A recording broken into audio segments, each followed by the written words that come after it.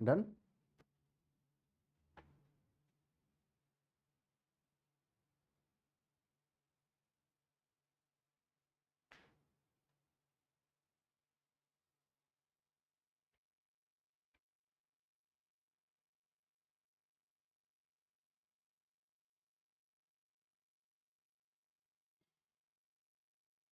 Please याद रखिएगा, margin के बाहर कुछ भी मत लिखिएगा, कंजूसी करने की ज़रूरत नहीं। एक वर्ड भी मार्जिन के बाहर गया ना तो गला कटेगा इससे। And I check personally.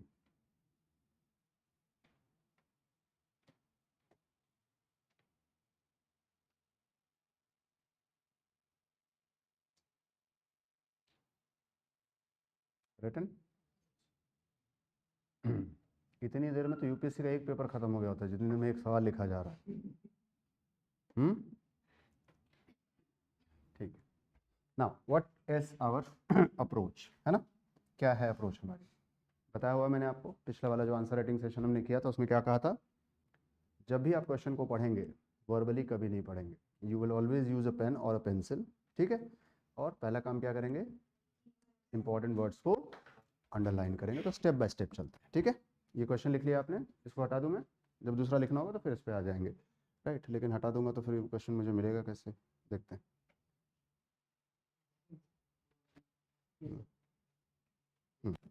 ठीक है।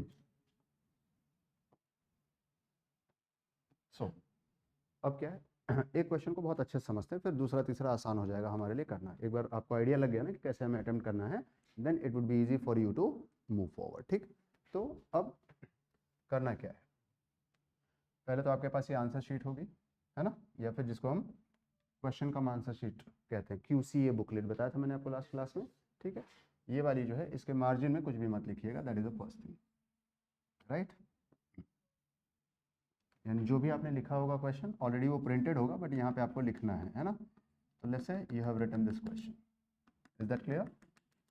लेकिन इनर मार्जिन के बाहर आप नहीं जाएंगे। फिर क्वेश्चन के एंड में कितने मार्क्स या वर्ड कुछ दिया है, कितने, 15 मार्क्स या फिर 250 वर्ड्स दिया है, ठीक है, परफेक्ट। यानी ये क्वेश्चन में ऑलरेडी लिखा हुआ है। अब हमें यहाँ पे एग्जाम में कुछ भी नहीं लिखना है, बट क्लासरूम में सीखने के लिए हम लिखेंगे ताकि हम समझ सकें। Is that clear. ठीक है, तो आपने ये जो क्वेश्चन लिखा है ब्लू पेन से या ब्लैक पेन से लिखा है, अब दूसरा वाला कलर का पेन निकाल लीजिए, या ब्लू से लिखा है तो ब्लैक निकाल लीजिए, ब्लैक लिखा है तो ब्लू निकाल लीजिए, थोड़ा सा आपको आइडिया लगेगा, है ना।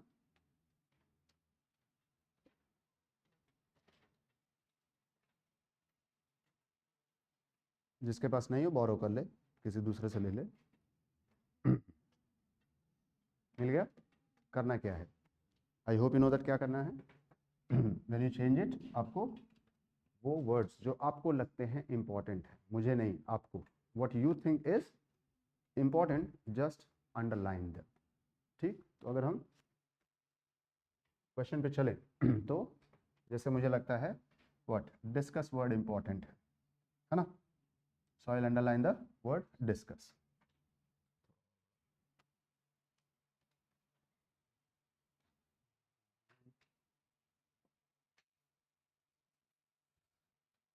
समझने में टाइम लगेगा, खैर एनीवेज।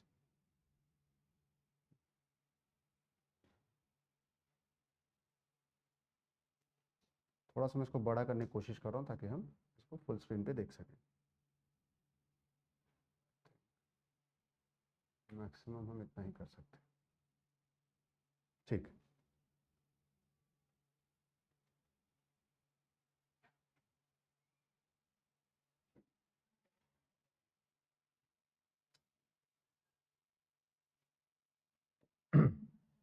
ठीक है, अब जैसे हम क्या करेंगे, सबसे पहले मुझे लग रहा है विच वन इज इम्पोर्टेंट,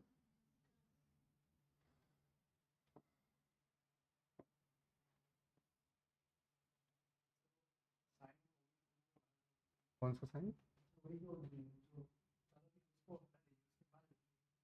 ये हटा दूं,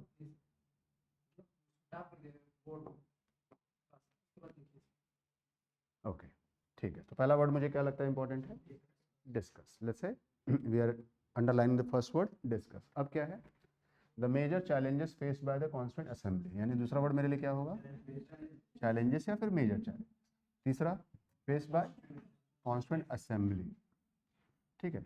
मान लो इनको हम नंबर भी दे देते हैं, बाद में नंबर लिखेंगे हम। Let's say this is 1, this is 2, this is 3, ठीक है। In framing the what Indian constitution, यानी किसके बारे में लिखना है हमें, इंडियन कॉन्स्टिट्यूशन के बारे में। ये हमारा क्या होगा, चौथा वर्ड होगा, right. How did the assembly overcome, मतलब इंडियन कॉन्स्टिट्यूशन किसके बारे में, असेंबली। ओवरकम चैलेंजेस हमने ऑलरेडी लिखा है, डेमोक्रेटिक एंड इंक्लूसिव कॉन्स्टिट्यूशन, मतलब कॉन्स्टिट्यूशन एक वर्ड इंपॉर्टेंट, समझ पा रहे हैं। आप चाहें तो और भी वर्ड हाईलाइट कर सकते हैं, जैसे फॉर एग्जांपल एक यहाँ पे फैक्चुअल। इस क्वेश्चन के दो पार्ट हैं अगर आप बहुत क्लियरली देखें तो। पहला पार्ट है starts with discuss the major challenges faced by constituent assembly in framing the Indian constitution. यहाँ पे मेरा क्वेश्चन खत्म हो जा रहा है, और इस क्वेश्चन में एक के बदले दो कीवर्ड है, एक क्या है डिस्कस और दूसरा है हाउ। नाउ प्लीज रिमेंबर, जब भी हमें क्वेश्चन WH और WH से मिले समझ लीजिए ये बोनस है हमारे लिए। क्या हो, अनदर कलर दूसरा ले लो, अच्छा ठीक है, okay okay. Which one is better,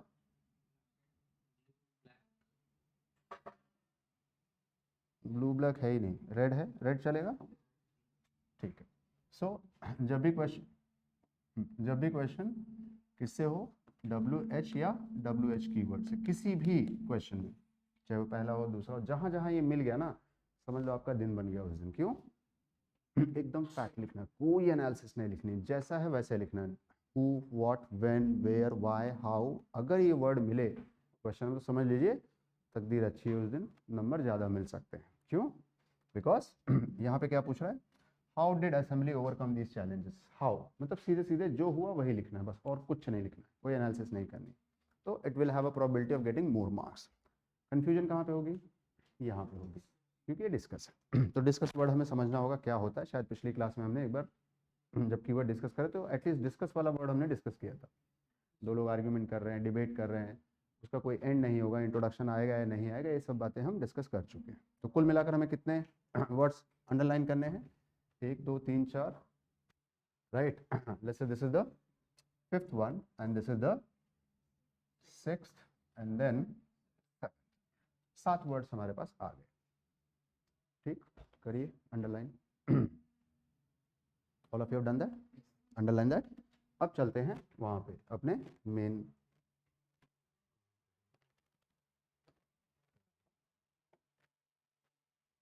अच्छा यहाँ पे, ठीक, राइट। अब हमने क्या किया, 7 वर्ड अंडरलाइन किए, राइट। अब उनको इस मार्जिन में लिखना है, 1 2 3 4 5 6 7। अगर किसी ने 8 किए हैं, 9 किए हैं, 4 किए हैं, 5 किए, जितने भी आपने किए हैं वो यहाँ पे लिखिए। जैसे क्या वर्ड थे ये, डिस्कस, तो आपने डिस्कस लिखा। फिर क्या था, चैलेंजेस, दूसरा वर्ड हो गया। तीसरा कॉन्स्टिट्यूशन या फिर कॉन्स्टिट्यूएंट असेंबली, चौथा कॉन्स्टिट्यूशन, ठीक है। पांचवा हाउ, छठवां हाउ दे ओवरकम, अच्छा ओके, मतलब चैलेंजेस वर्ड है ना, वो तो हमने लिखा है। उसके अलावा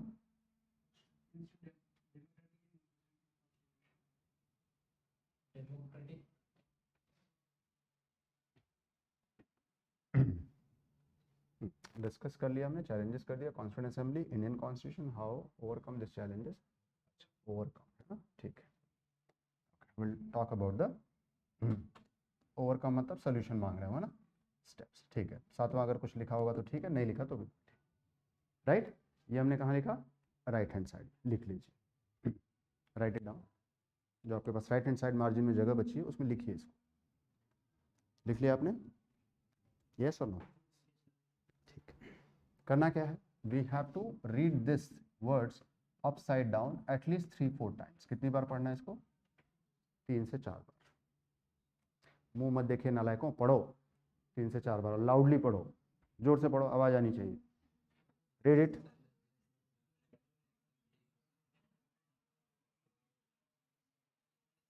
क्वेश्चन नहीं है,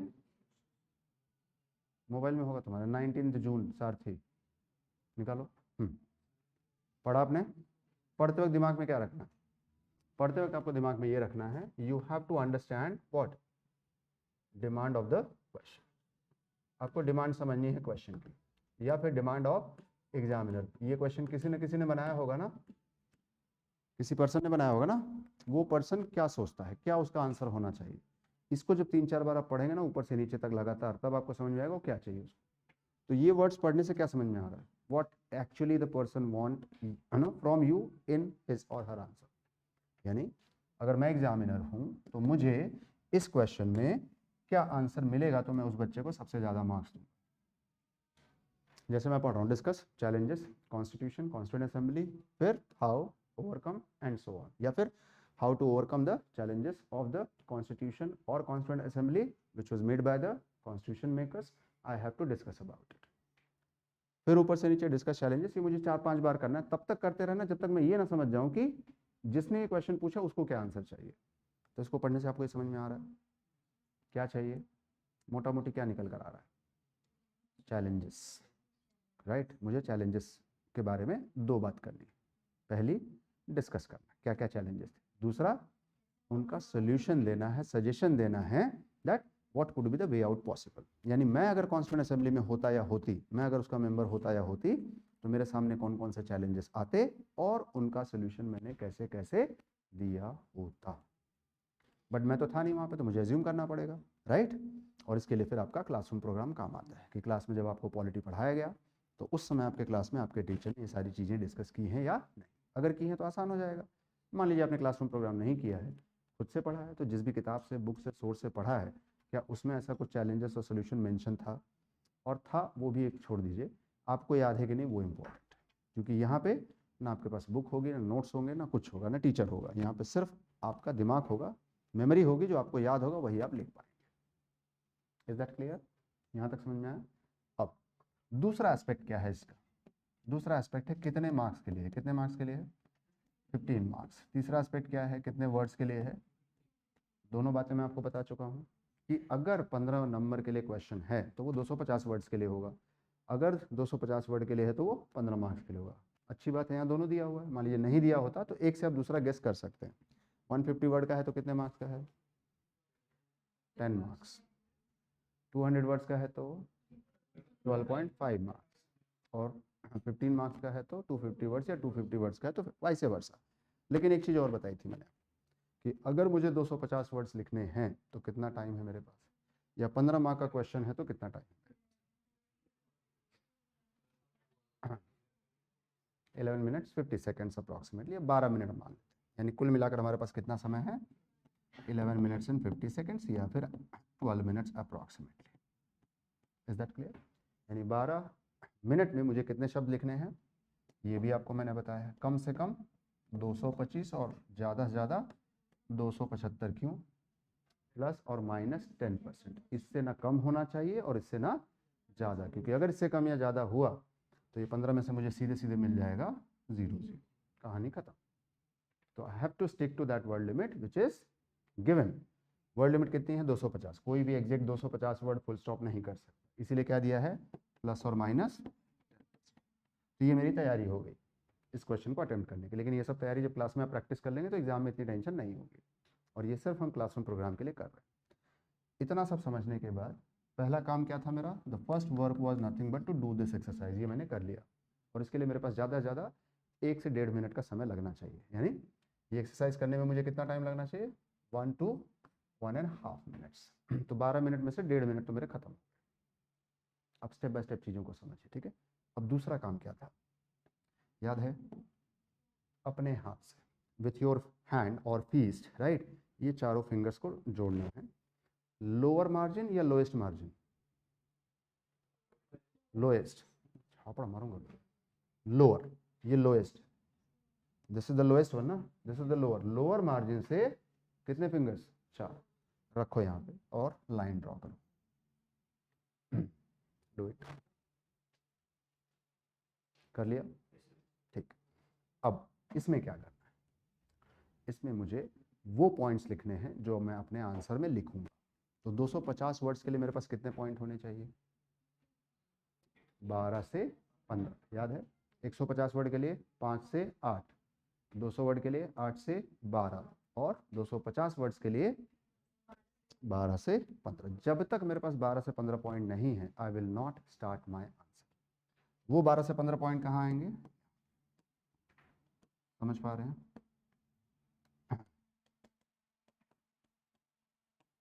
अब ये लिखने के बाद क्या करना है, अगर इसी सीक्वेंस में मेरा आंसर जाएगा तब तो ये से कुछ नहीं लिखना है। लेकिन मान लीजिए अगर मैंने 8वें पॉइंट से अपना आंसर शुरू किया तो क्या लिखना होगा, 8th पॉइंट मेरा फर्स्ट पॉइंट होगा आंसर में, है ना, 14th पॉइंट मेरा सेकंड पॉइंट होगा, 9th पॉइंट मेरा थर्ड पॉइंट होगा, इस तरह से ये भी लिखना होगा। तो अगर आपने पिछली वाली क्लास अटेंड की होगी तो समझ में आ रहा होगा, नहीं की होगी तो थोड़ा अजीब लग रहा होगा, लेकिन इसके लिए आपसे रिक्वेस्ट है कि आप पिछली क्लास एक बार देख लीजिएगा, क्योंकि आंसर राइटिंग एक दिन का काम नहीं है, it will be done step by step. अब ये जो 15 पॉइंट है ये क्या है, ये 15 पॉइंट यहाँ तुरंत नहीं बनने वाले। क्यों? क्योंकि ये बनेंगे जो आपने क्लासरूम में पॉलिटी पढ़ी होगी, ये बनेंगे जो घर पे आपने लक्ष्मीकांत पढ़ी होगी, ये बनेंगे जब आपने एनसीईआरटी पढ़ा होगा तब। अगर नहीं पढ़ा है तो फिर भूल जाइए कि आप जो लिख के आएंगे वो कहानी होगी, एक आध नंबर मिल जाए तो बहुत किस्मत अच्छी है आपकी। लेकिन अगर पढ़ के आए होंगे तो इस क्वेश्चन में प्रोबेबिलिटी है कि आप 6 से 7 मार्क्स तक पहुंच सकते हैं। Is that clear? क्योंकि 15 मार्क का क्वेश्चन है, राइट? तो ये तैयारी होनी चाहिए। तैयारी के बाद क्या होना चाहिए, जैसे मैंने आपको बोला मेमोरी, ये लक्ष्मीकांत में भी है, क्लास नोट्स में भी है, एनसीईआरटी में भी है। सवाल ये कि आपके दिमाग में है कि नहीं, क्योंकि यहाँ पे ये तीनों आपके साथ नहीं, यहाँ पे सिर्फ आप हैं और आपका दिमाग है। तो अगर आपको याद है तभी लिख पाएंगे।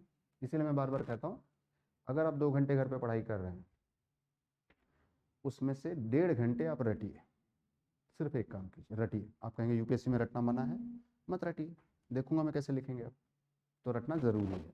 और बाकी आधे घंटे उस किताब को बंद करके लिखिए कि जो आपने पढ़ा वो आपको याद भी है या नहीं।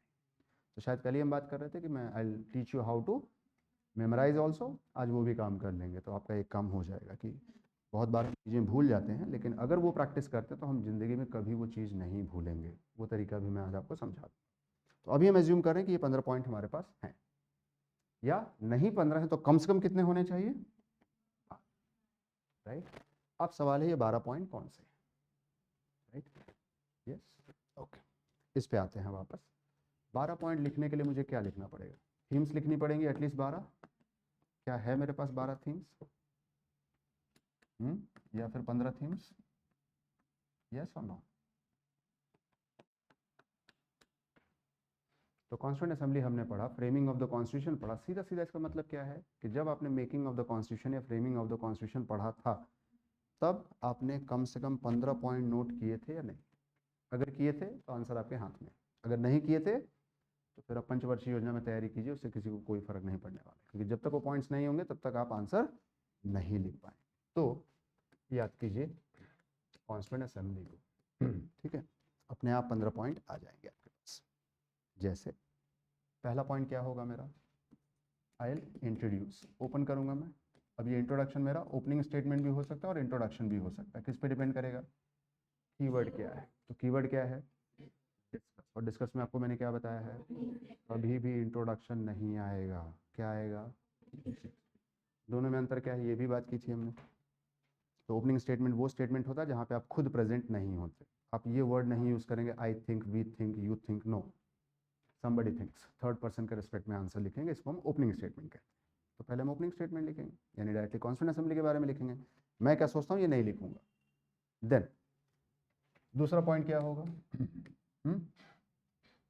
यस भाई कॉन्स्टिट्यूएंट असेंबली का कॉम्पोजिशन क्या था, या फिर पढ़ाते वक्त आपको बताया गया होगा what is the evolutionary perspective और हिस्टोरिकल पर्सपेक्टिव। तीसरा व्हाट वाज द कॉम्पोजिशन। चौथा फंक्शनिंग, राइट? यानी ये 4 पॉइंट लिखने होंगे मुझे, और ये 4 पॉइंट मेरे 3 पैराग्राफ या 2 पैराग्राफ में हो जाने चाहिए। 4 पॉइंट का मतलब पूरा आंसर नहीं खत्म हो जाएगा, क्योंकि क्वेश्चन ये है ही नहीं। क्वेश्चन क्या है, कॉन्स्टिट्यूएंट असेंबली को चैलेंजेस क्या मिले, बट फिलहाल कॉन्स्टिट्यूएंट असेंबली क्या है ये हम बताने की कोशिश करेंगे, राइट? क्या कॉम्पोजिशन था, क्या ऑब्जेक्टिव था इनका, और कैसे इन्होंने काम करना शुरू किया, ये सारी कहानी 2 से 3 पैराग्राफ में हम वाइंड अप करेंगे। क्यों वाइंड अप करेंगे, क्योंकि आइडियली स्पीकिंग ये टेस्ट सीरीज है, इसमें 15 मार्क का क्वेश्चन दिया है, 15 मार्क का क्वेश्चन नहीं है, ये मुश्किल से मुश्किल 10 मार्क का 150 वर्ड, क्योंकि इतना कंटेंट ही नहीं है, तो हमें थोड़ा स्ट्रेच करना पड़ेगा, राइट? जैसे अगर यूपीएससी में यही क्वेश्चन आता है तो it will come maximum for 150 words, क्योंकि पॉइंट है नहीं उतने। बट मान लीजिए अगर यूपीएससी ने 15 मतलब 250 वर्ड के लिए पूछ लिया तो पॉइंट तो बनाना पड़ेगा, ऐसे हम पॉइंट बनाएंगे, राइट। ये हमारा क्या होगा, part of opening statement, right. अब इसके बाद आंसर में क्या शुरू होगा, हमारी मेन बॉडी, यानी जो मेन आंसर हमें लिखना है, राइट। अब मेन बॉडी जो है उसमें अगर हम देखें तो 2 पार्ट्स दिए हैं, राइट। कौन कौन से पार्ट दिए हैं, पहला हमें डिस्कस करना है चैलेंजेस को, दूसरा क्या करना है, हाउ दे ओवरकम, यानी सोल्यूशन बताना। तो basically here we have to write what, challenges, and here we have to give the solutions, simple। आप समझ पा रहे हैं क्या करना है, यानी जब हम मेन बॉडी में एंटर करेंगे, पहले तो हम इंट्रोडक्शन इससे शुरुआत करेंगे ओपनिंग स्टेटमेंट से। अब जब मेन बॉडी हमारी आएगी, मान लीजिए हमारा इंट्रो पार्ट है, ये हमारी मेन बॉडी है, तो यहाँ पे जो आंसर आएगा वो क्या होगा, 2 पार्ट, जिसमें मैक्सिमम पॉइंट्स हमारे क्या होंगे, चैलेंजेस, और फिर दूसरा सोल्यूशन या सजेशन। Is that clear. कितने चैलेंजेस थे कॉन्स्टिट्यूएंट असेंबली के, 4 तक पहुंच गए हम, 5, 6, 7, 8, 9, 10, कम से कम 5 चैलेंजेस हम लिख सकते हैं विच वी हैव डिस्कस्ड। जैसे फॉर एग्जांपल, राइट, सबसे पहली बात, बड़ी चुनौती, how to actually make this country one which is having a highest diversity possible. तो ये तो हम आंसर में लिखेंगे, लेकिन यहाँ पे क्या लिखेंगे, सिर्फ एक वर्ड लिखेंगे, diversity. So diversity was the what, challenge. दूसरा इंटीग्रेशन, इंटीग्रेशन में सबसे ज़्यादा प्रॉब्लम किसका था, प्रिंसली स्टेट्स का, यानी ये दूसरी चुनौती थी कि भाई इतने सारे प्रिंस, 550 प्रिंसली स्टेट्स हैं, कैसे उनको जोड़ेंगे, क्या ऑफर देंगे, कैसे अलग अलग प्रिंसली स्टेट्स के साथ अलग अलग समझौता होगा, यस और नो। तीसरा, थोड़ा स्ट्रॉन्ग पॉइंट बनाओ, पार्टीशन, कम्युनल, ठीक है, इसको आप कम्युनल एस्पेक्ट लिख सकते हैं, इसको आप पार्टीशन वाला एस्पेक्ट लिख सकते हैं, ठीक है। लेकिन ये दोनों 2 पॉइंट नहीं माने जाएंगे, ये एक ही पॉइंट माना जाएगा। चाहे पार्टीशन के बारे में लिखिए, हिंदू मुस्लिम, या फिर 2 नेशन थियरी के बारे में लिखिए, राइट, या फिर कम्युनल इशू के बारे में लिखिए कि lot of killing and all those things took place. तो कॉन्स्टिट्यूशन मेकर्स ऑब्वियसली चाहेंगे कि ऐसी घटना दोबारा ना हो। एक पॉइंट तो ये हो गया, ठीक है, लेकिन इसको 2 पॉइंट हम नहीं माने। देन 8वां पॉइंट क्या होगा, या नेक्स्ट पॉइंट, रिप्रेजेंटेशन,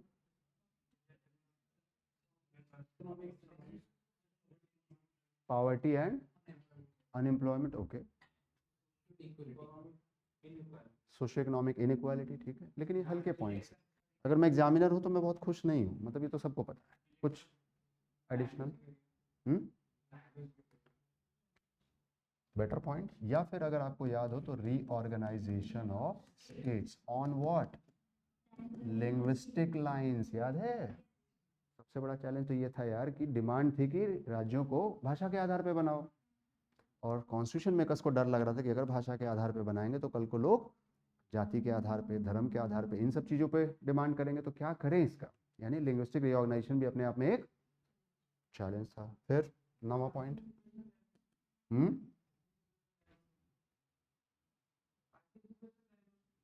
लिखा तो पढ़ नहीं रहना लायक, अभी अभी आया है।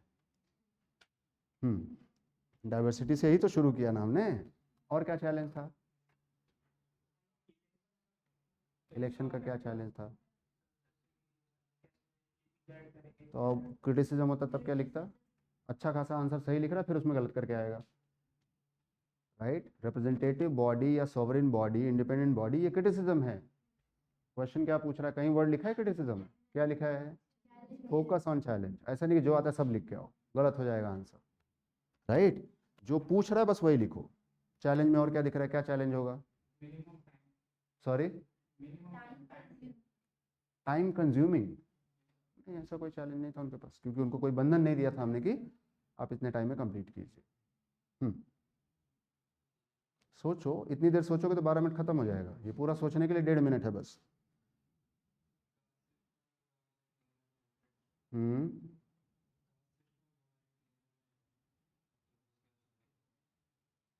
ठीक है, चलिए एक सिचुएशन ये मानते हैं कि अब आपको पॉइंट्स नहीं आ रहे, यही ना। अब आप क्या करेंगे, थोड़े वीक पॉइंट्स भी ऐड करेंगे क्योंकि आंसर कंप्लीट करना है, राइट। तो मेन पॉइंट्स तो आपके आ गए, इतने से एग्जामिनर को समझ में आ जाएगा। अब इसके बाद आप थोड़े हल्के पॉइंट लिखिए जो लिख रहे थे, मतलब व्हाट, रिसोर्स की एक प्रॉब्लम थी, no doubt about it, right. दूसरा व्हाट, जैसे आपने अभी बोला कि हाँ, मतलब other social issues like poverty, unemployment, illiteracy and so on, these were the issue. या फिर how to empower the people who are downtrodden, यानी जो बैकवर्ड सेक्शन ऑफ सोसाइटी है उनके बारे में।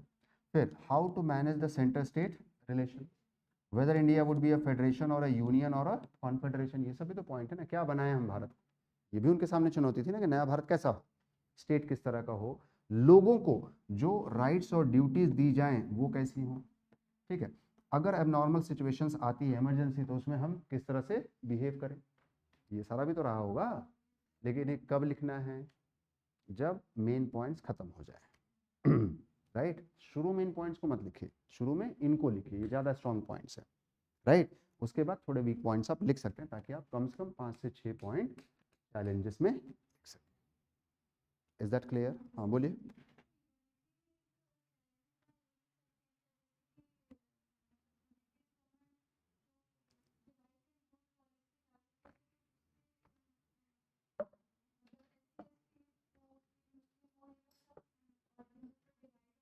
हाँ, तो पहले दो में कवर हो जाएगा ना, डाइवर्सिटी और इंटीग्रेशन क्या है, to address the diversity and how to integrate them, ताकि हम यूनिटी बना सकें। इंटीग्रेशन का मतलब यहाँ टेरिटोरियल इंटीग्रिटी की बात कर रहे हैं ना, अखंड भारत कैसे बना सकते। Is that clear?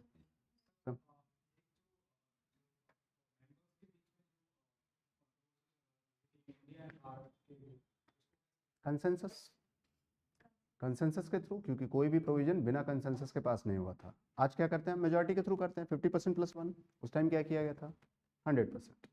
भाई सभी मेंबर रेडी होंगे, ये भी एक चैलेंज हो सकता है, how to build the consensus on a particular issue which is conflicting in nature, right. ये भी आप लिख सकते हैं, but I would request write those points once you have written the main points, क्योंकि हो सकता है अगर ये सारा पॉइंट लिखेंगे तो वर्ड लिमिट कम पड़ जाएगी। बट मेरे पास बैकअप के लिए तो होना चाहिए ना, कि उस समय मुझे क्या याद आएगा वो ज़रूरी है। लेकिन आपको प्रॉब्लम समझ में आ रही क्या है, टॉपिक पढ़ाने के बाद, खुद से पढ़ने के बाद पॉइंट्स क्यों नहीं आ रहे, दो ही चीज़ है, रिविजन मिसिंग है और याद नहीं है। लेकिन अगर याद रहेगा तो कितना आसान हो जाएगा, this answer would be a cake walk, yes और नो। और सबसे ब्यूटीफुल चीज़ क्या है, इस क्वेश्चन का जो दूसरा पार्ट है उसको याद करने की जरूरत नहीं। क्यों? अगर ये याद है तो इसी का उल्टा लिखना है, सिंपल। जो चैलेंजेस हैं, सोल्यूशन क्या होगा, उसका उल्टा होगा। उल्टा मतलब एग्जैक्टली एंटोनी में, अपोजिट नहीं, थोड़ा सा फ्रेम करके, जैसे diversity was the problem, right, how they have overcome this diversity, कैसे उन्होंने इस डाइवर्सिटी को ओवरकम किया, यस।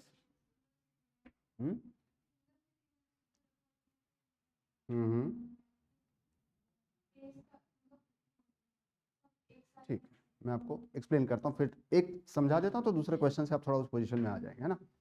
अब आपने क्या लिखा, मान लीजिए 10 पॉइंट तक आप कहाँ आ गए, चैलेंजेस में। अब इसके बाद क्या होगा, 11th 12th 13th 14th, ये क्या होगा, these points would be about solutions और सजेशन, या फिर answer for the how part.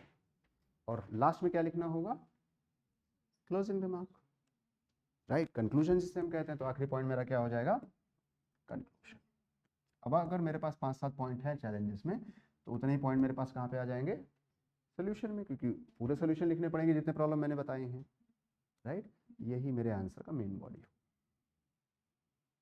अब क्लियर है, यानी जब मैं अपने आंसर शीट पे लिखूंगा तो फिर यहाँ पे मेरा क्या हो गया, introduction, main body will have 2 things, one what challenges at least 5 to 6 and other solution at least 5 to 6, and then I'll conclude my answer or I'll write a closing remark. closing remark क्यों लिखूंगा, क्योंकि question discuss के लिए दिया होगा। समझ में आ रहा है? और इन सभी मुझे ध्यान देना है कि किसी भी कंडीशन में मेरा वर्ड लिमिट 250 से एक्सीड ना करे, या फिर maximum I can go up to 275 words, ठीक। चलिए, तो अब जब हम बात करते हैं, ये सारी प्रॉब्लम्स थी, सोल्यूशन क्या निकाला उन्होंने। अगर आपको डाइवर्सिटी की प्रॉब्लम सॉल्व करनी है तो फिर अगर आपको याद हो, हमने दो कॉन्सेप्ट पढ़ा था, एक नेशन का और एक स्टेट का। नेशन क्या कहता है, यूनिटी थ्रू यूनिफॉर्मिटी, यानी सबको एक कर दो, सबका कास्ट हटा दो, सबका रिलीजन हटा दो, सबका रेस हटा दो और मेक एक कर दो। ये पॉसिबल था? नहीं था, तो ये सोल्यूशन तो नहीं ले सकते। दूसरा क्या पॉसिबल था? Unity in diversity, maintain the diversity but still try to unite the people. उसके लिए क्या करना पड़ेगा? स्टेट। यानी what would be the solution? हाँ, आप इंडिया को स्टेट बनाइए, नेशन तो धीरे धीरे बन जाएगा। दैट्स वाई पूरे कॉन्स्टिट्यूशन में 395 आर्टिकल हैं, लेकिन किसी भी किताब में 395 चैप्टर हैं, किसी न्यूज़पेपर में 300 हेडलाइंस हैं, सबसे इंपॉर्टेंट वाली कहाँ से आएगी? कहाँ आएगी? पहले पेज पे, पहले प्रायोरिटी पे, और पहले ही हमने क्या कह दिया? इसका सोल्यूशन निकाल दिया कि हम क्या हैं? यूनियन हैं। यानी इस डाइवर्सिटी को, इस इंटीग्रेशन को हम सॉल्व कैसे करेंगे? By the political concept called union. That's why we decided to make India as a union. Before that we established India as a state. तो India as a state establish करके हमने क्या किया? Diversity की problem solve कर दी। क्यों? क्योंकि state कहता है we have to achieve unity, but how? In diversity we have to maintain our diversity. हम डाइवर्सिटी खत्म नहीं करेंगे, डाइवर्सिटी रख के फिर इसको हम स्टेट, मतलब हाँ, डाइवर्सिटी वाला जो प्रॉब्लम है इसको सॉर्ट आउट करेंगे by maintaining the status of India as a state. दूसरा, integration of the princely states कैसे किया हमने? क्लासरूम प्रोग्राम अगर आप कर रहे होंगे तो आपको याद होगा ना, 4 तरह की टेरिटरी थी। इंटीग्रेशन करने के लिए हमने इंस्ट्रूमेंट ऑफ एक्सेशन साइन किया, राइट, विलय पत्र। और विलय पत्र में शर्त लिखी, एक बार आप भारत का हिस्सा हो जाएंगे तो आप भारत से दोबारा अलग नहीं हो सकते। यानी डाइवर्सिटी को भी हमने मेंटेन किया और इंटीग्रेशन जो रखा वो इतना सॉलिड रखा कि हमारी टेरिटोरियल इंटीग्रिटी खराब ना हो। समझ पा रहे हैं? तो यहाँ पे इतना डिटेल में आप नहीं लिख पाएंगे, लेकिन अगर ये 2 वर्ड आपने लिख दिया तो काम खत्म कि भाई ये चैलेंज था, इसको ओवरकम करने के लिए कॉन्स्टिट्यूशन मेकर्स ने क्या किया? इंडिया को स्टेट बनाया, पहली चीज। दूसरा, we have opted for union not federation और कॉन्फेडरेशन, क्योंकि यूनियन के अलावा अगर हम फेडरेशन या कॉन्फेडरेशन रखते तो क्या होता? ये इंटीग्रेशन वीक होता और कभी भी कोई स्टेट निकल कर जा सकता था। नहीं समझ में आ रहा है? लेकिन ये कहाँ आएगा? हाउ वाले पार्ट में आएगा, ये चैलेंज वाले पार्ट में आएगा। देन अगला क्या था? Communal partition. क्या किया इसके लिए हमने? How we have handle Pakistan? अरे, we have given the representation to the people who are minority community 3 times their strength. 11% की पॉपुलेशन थी, 33% रिप्रेजेंट। इसीलिए कहता हूँ रिवाइज किया करो, रिवाइज करोगे तो सब चीज़ें याद रहेंगी, राइट। यानी हमने क्या किया? जो भी इनसिक्योरिटी थी किसके माइंड में? तो इनसिक्योरिटी किसके माइंड में होती है? माइनॉरिटीज़ के माइंड में, क्योंकि मेजॉरिटी तो सिक्योर है। तो माइनॉरिटी की जो इनसिक्योरिटी है उसको दूर करने के लिए हमने क्या किया? Right, we have given them the बेहतर रिप्रेजेंटेशन, बेटर रिप्रेजेंटेशन और मोर रिप्रेजेंटेशन। अब दिक्कत क्या है? ये सब किसी किताब में थोड़ी मिलेगा। ये तो वो बच्चा समझ पाएगा जिसने इसको ढंग से पढ़ा है। नहीं पढ़ा तो ढूंढते रहो और फिर अनाप शनाप लिख के आओ और उम्मीद करो कि नंबर भी मिल जाएगा। कहाँ से मिलेगा नंबर? तो तब मिलेगा ना जब एग्जामिनर के हिसाब से, जो उसकी डिमांड है उसके हिसाब से आप आंसर लिखोगे तो। यस। या फिर रीऑर्गेनाइजेशन ऑफ स्टेट्स, बहुत बड़ा चैलेंज था। डिमांड क्या थी? लिंग्विस्टिक लाइंस पे करना है। क्या किया हमने? Constitution makers have given us article 2 and 3। Reorganisation को कैसे सॉल्व किया हमने? Bye 2 and 3। 2 and 3 क्या कहता है कि अगर स्टेट का रीऑर्गेनाइजेशन स्टेट को दे दिया तब तो बर्बाद हो जाएंगे।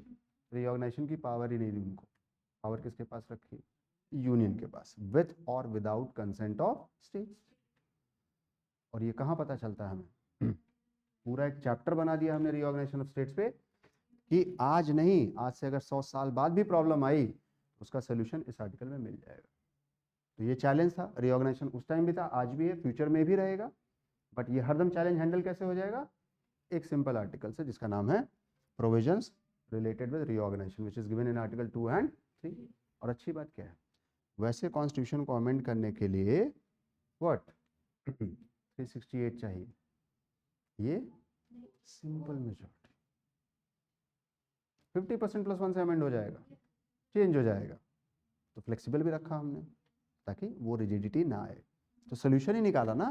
मैं और आप होते तो क्या करते? ऐसे ही कुछ करते ना, अगर हमें बनाना होता कॉन्स्टिट्यूशन ये प्रॉब्लम होती, तो पहला हमने क्या इंश्योर किया, आने का रास्ता है, जा नहीं सकते, एक बार आ गए तो यहीं रहना है, और आने के बाद जैसे चाहिए वैसे तुमको काट पीट के हम सही कर देंगे, जो हमें ठीक लगेगा, ये नहीं कि जो तुम्हें ठीक लगेगा। ये पावर हमने अपने पास रखी, इससे क्या होगा, ये इंटीग्रेशन कभी डिसइंटीग्रेशन में कन्वर्ट नहीं होगा। ये कम्युनल वायलेंस, ऐसा नहीं कि कॉन्स्टिट्यूशन बनने के बाद इंडिया में कम्युनल वायलेंस नहीं हुआ, लेकिन उस स्केल का कभी नहीं हुआ जहाँ देश के टुकड़े हो जाए, बंटवारा हो जाए। ये किसकी बदौलत है, कॉन्स्टिट्यूशन की ही बदौलत है ना, वरना स्टेट तो आज चाहे तो आज अलग अलग बन जाए। आजकल जो महाराष्ट्र में हो रहा है, आप न्यूज़ पढ़ रहे होंगे, कितना टाइम लगेगा महाराष्ट्र को डिवाइड होने में, अगर संविधान नहीं होता तो कितना टाइम लगता, क्योंकि कोई भी factor, caste, race, religion, language, कुछ भी स्पार्क हो सकता है किसके लिए, डिसइंटीग्रेशन के लिए। ऐसा ना हो इसलिए क्या प्रोविजन रखा है, क्योंकि अगर कोई बोलता है कि नहीं आपको मराठी नहीं आती है तो आप यहाँ नहीं आ सकते, यहाँ आएंगे तो आपको मराठी बोलनी पड़ेगी, तो वो ये भी बोल सकता है हमें तो पूरा एक महाराष्ट्र देश चाहिए, एक मराठी देश चाहिए, हम आपके साथ नहीं रहेंगे, मुझे एक उड़िया देश चाहिए, मुझे एक तमिल देश चाहिए। तो सब अपना अपना देश मांगने लगते ना यार। कुछ लोग फिर जाति के नाम पे मांगने लगते कि भाई ब्राह्मण देश होगा, क्षत्रिय देश होगा। नहीं होता ना ऐसा, क्यों नहीं होता, एक चीज रोकती है, और वो क्या है, कॉन्स्टिट्यूशन।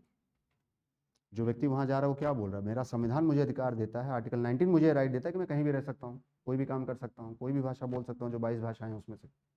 ठीक है, आपकी भाषा का सम्मान है, हम उसका अपमान नहीं कर रहे हैं, लेकिन मुझे नहीं आ रही तो मैं कहाँ से बोलूँ, as simple as that. Are you getting it? Suppose I am from Maharashtra, I am in Orissa, I don't know how to speak Oriya, तो मैं क्या करूँगा, I will try to learn Odia. I have a deep respect for Odia language, but it will take some time.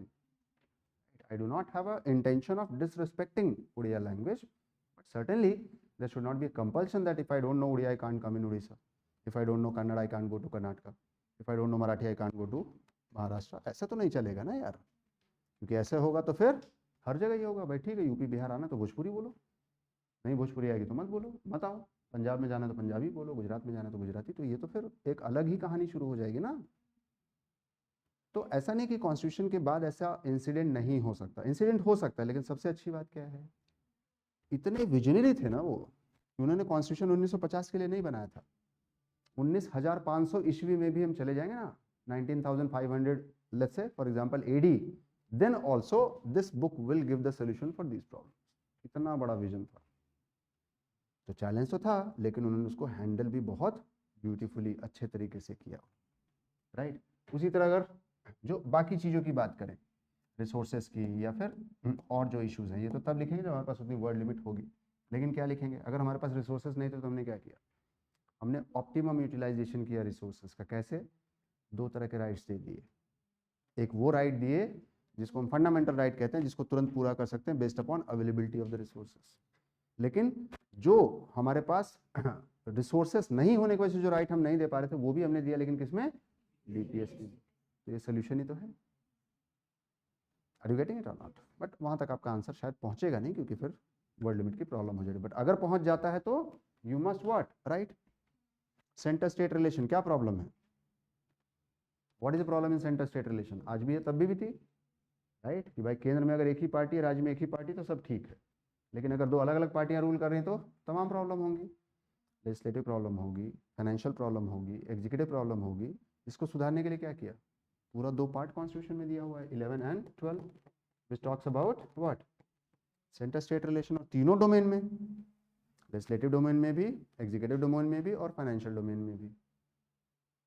ठीक है, centre state relation में कुछ irritants हो सकते हैं, जब CSR पढ़ेंगे हम क्लास में तो बताऊंगा आपको, लेकिन उनको सॉर्ट आउट करने के लिए ऑलरेडी कॉन्स्टिट्यूशन में है ना, 245 से लेके 300, आर्टिकल 245 से लेके 300 तक एक ही टॉपिक पे बात होती है, किस पे,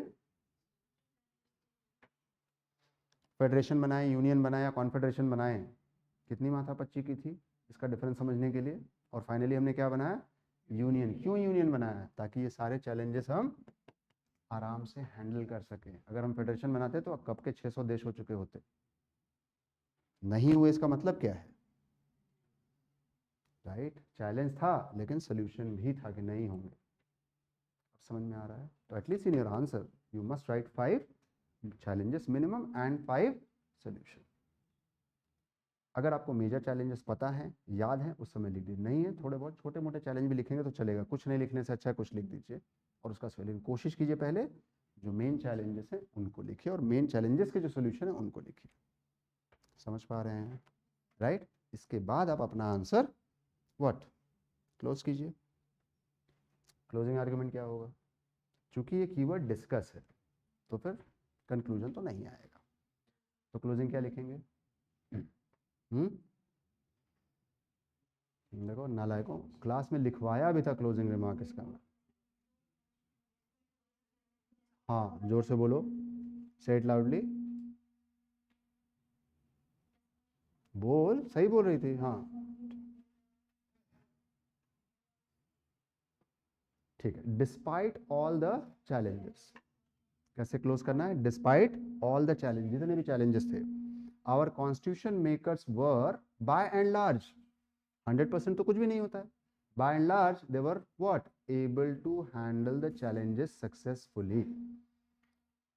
दिक्कतें थी, चुनौतियां थी, लेकिन अधिकतर मामलों में ये देखा गया कि हमारे संविधान निर्माता जो हैं वो इन चुनौतियों का सामना करने में सफल रहे। लेकिन ये बात किस आधार पे कह रहे हैं हम? ये बात इस आधार पे कह रहे हैं कि with the last 75 years of our constitution it is working successful। अगर हैंडल नहीं किया होता तो अब तक हमारा कॉन्स्टिट्यूशन क्या होता? कोलैप्स हो गया होता, रीराइट कर दिया गया होता, लेकिन ऐसा कुछ नहीं हुआ। हमारे साथ लगभग 200 देश आज़ाद हुए 1945 से 1950 के बीच में। एक देश का नाम बता दो जिसका कॉन्स्टिट्यूशन ओरिजिनल फॉर्म में चल रहा हो, एक्सेप्ट अस। तो ये क्या है? प्रूफ ही तो है, this is the biggest certificate.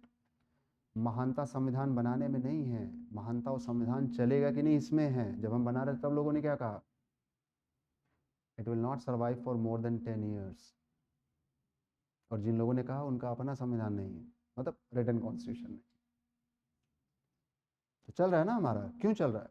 क्योंकि अगर चैलेंजेस को हमने हैंडल नहीं किया होता तो फिर कोलैप्स हो गया होता। तो ये सबसे बड़ा प्रूफ है, हमें और प्रूफ देने की जरूरत क्या है?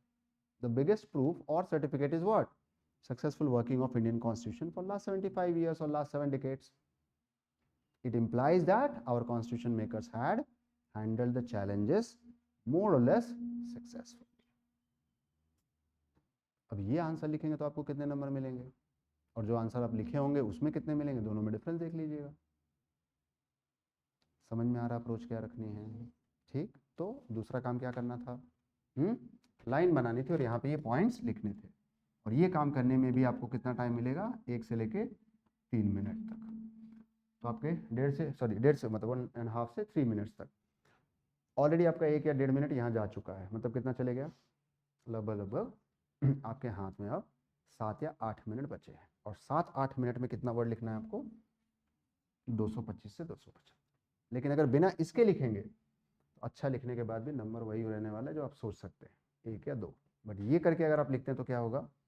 At least you will be able to touch 5 to 6 marks out of 50 and this is considered to be very good. Right? हाँ, टेस्ट सीरीज में अगर मान लो 11 नंबर मिल गया आपको 15 में से, तो खुश मत होइएगा, फर्जी नंबर है वो। 50% से ज़्यादा मार्क्स यूपीएससी देती ही नहीं है, तो संभावना ही नहीं है। मतलब मैक्सिमम क्या है? 7.5 या फिर 8 आउट ऑफ 15। राइट? ये मान लीजिए एग्जामिनर अगर इम्प्रेस हुआ आपके आंसर से तो इस रेंज तक आप जा सकते हैं, बट वो 1 in a lakhs होगा या 1 in 1000 होगा कि किसी एक को मिल जाएगा। एवरेज मार्किंग क्या आएगी? और इतने नंबर मिले तो बहुत अच्छे, अगर आपने ये स्ट्रक्चर फॉलो किया है तो। नहीं तो क्या मिलेगा? 1, 1.5, 2, मैक्सिमम 3 आउट ऑफ 50। और इससे क्या होगा? You are out of the race. क्योंकि कम से कम 40-45% तो चाहिए ही चाहिए, और वो आ सकता है प्रोवाइडेड उस टॉपिक की अंडरस्टैंडिंग अच्छी हो, उसके ऊपर जो कंटेंट है वो आपके दिमाग में हो। वहाँ बैठ के लक्ष्मीकांत खोलने के लिए मौका नहीं मिलेगा, वहाँ बैठ के नोट्स खोलने के लिए मौका नहीं मिलेगा। ये तो पॉइंट्स वहाँ कैसे आएंगे? राइट? तो अब आपका ऑब्जेक्टिव क्या होगा? Just to complete the. अगर इसी फ्लो में आप लिख रहे हैं, मतलब यही आपका सीक्वेंस है, तो चेंज करने की कोई ज़रूरत नहीं। लेकिन मान लीजिए आपने शुरू किया चैलेंजेस, ठीक है, अब चैलेंजेस में क्या किया आपने? लेट्स से पार्टीशन वाला पॉइंट पहले लिख दिया या रीऑर्गेनाइजेशन वाला पॉइंट पहले लिख दिया, तो आपको एग्जामिनर के लिए नहीं, अपने लिए यहाँ लिखना होगा। क्या लिखना होगा? That 9th point is my first point in the main body. Organise करना होगा ताकि फ्लो रहे, एग्जामिनर को लगे कि आपका आंसर एक थीम से दूसरे थीम में जा रहा है जो कि कनेक्टेड है। ऐसा नहीं कि पहला आपने लिखा इंटीग्रेशन ऑफ प्रिंसिपल स्टेट्स, दूसरा पॉइंट सीधे लिख दिया सेंटर स्टेट रिलेशन। आपने पॉइंट सही लिखा लेकिन फिर कहाँ कहाँ जा रहा है वो। फिर तीसरा आपने कम्युनल इशू लिखा, चौथा आपने लिख दिया फाइनेंशियल प्रॉब्लम। पॉइंट सही लिख रहे हैं लेकिन बिना सर पैर के लिख रहे हैं, और एग्जामिनर उसको व्हाट अप्रिशिएट करेगा लेकिन उतना नहीं करेगा जितना उसको सीक्वेंस मिलेगा कि पहले प्रिंसिपल स्टेट्स इंटीग्रेशन, ठीक है, फिर उसके बाद कम्युनल वायलेंस, फिर रीऑर्गेनाइजेशन स्टेप। अब स्टेप बाय स्टेप जा रहे हैं ना, that would be more easy. कितना अच्छा लगता है आपको जब हम प्रियम्बल करते हैं, फिर यूनियन टेरिटरी करते हैं, फिर सिटीजनशिप करते हैं। आप सोचिए क्लास अगर हमारी होती पहले प्रियम्बल की, दूसरी क्लास सीधे इमरजेंसी, तीसरी क्लास सीधे कॉन्स्टिट्यूशनल बॉडीज, चौथी क्लास फंडामेंटल राइट, पांचवी क्लास प्रेसिडेंट। अजीब नहीं लगता? पढ़ाता तो मैं सब लेकिन जलेबी की तरह तो फिर समझ में कैसे आता वो? एग्जामिनर को भी बच्चा समझिए आप, उसको चीज़ें समझ में आएंगी जब आप स्टेप बाय स्टेप लिखेंगे। और ये पूरी कहानी कहने के लिए आपके पास टोटल टाइम कितना है? 11 से 12 मिनट, जो कि बड़े आराम से हो जाता है। खाली प्रॉब्लम यहाँ होती है। क्यों यहाँ होती है? क्योंकि यहाँ पे बहुत ज़्यादा टाइम लगता है, और ये ज़्यादा टाइम इसलिए लग रहा है क्योंकि आपने प्रैक्टिस नहीं की है। जैसे जैसे आप प्रैक्टिस करते रहेंगे, आप इस बात को बहुत सीरियसली ले लीजिए कि 100 से 200 आंसर लिखने के बाद ये चीज़ें यहाँ होने लगेंगी, आपको यहाँ लिखने की ज़रूरत ही नहीं, और एग्जाम में तो वैसे भी अलाउड नहीं है। तो क्लासरूम और घर पे प्रैक्टिस करने के लिए पहले 100-200 आंसर पे इस तरह का वर्क कीजिए। 201 आंसर से ये दोनों चीज़ें मत लिखिएगा। ये दोनों चीज़ें कहाँ होंगी? अब क्लियर है? तब आपके पास अच्छा खासा लगभग 9, साढ़े 9 या 10 मिनट मिल जाएगा इसको लिखने के लिए। प्लस रोज आप लिखेंगे तो राइटिंग स्पीड भी तो बढ़ेगी। आज हो सकता है 200 वर्ड लिखने के लिए आपको 10 मिनट लगते हो, लेकिन अगर आप प्रैक्टिस करते हैं तो 200 आंसर बाद यही 200 वर्ड लिखने के लिए हो सकता है आपको 8 मिनट लगे, 7 मिनट लगे। तो it will happen over a period of time. समझ पा रहे हैं? कोई कंफ्यूजन? एक ट्राई करें।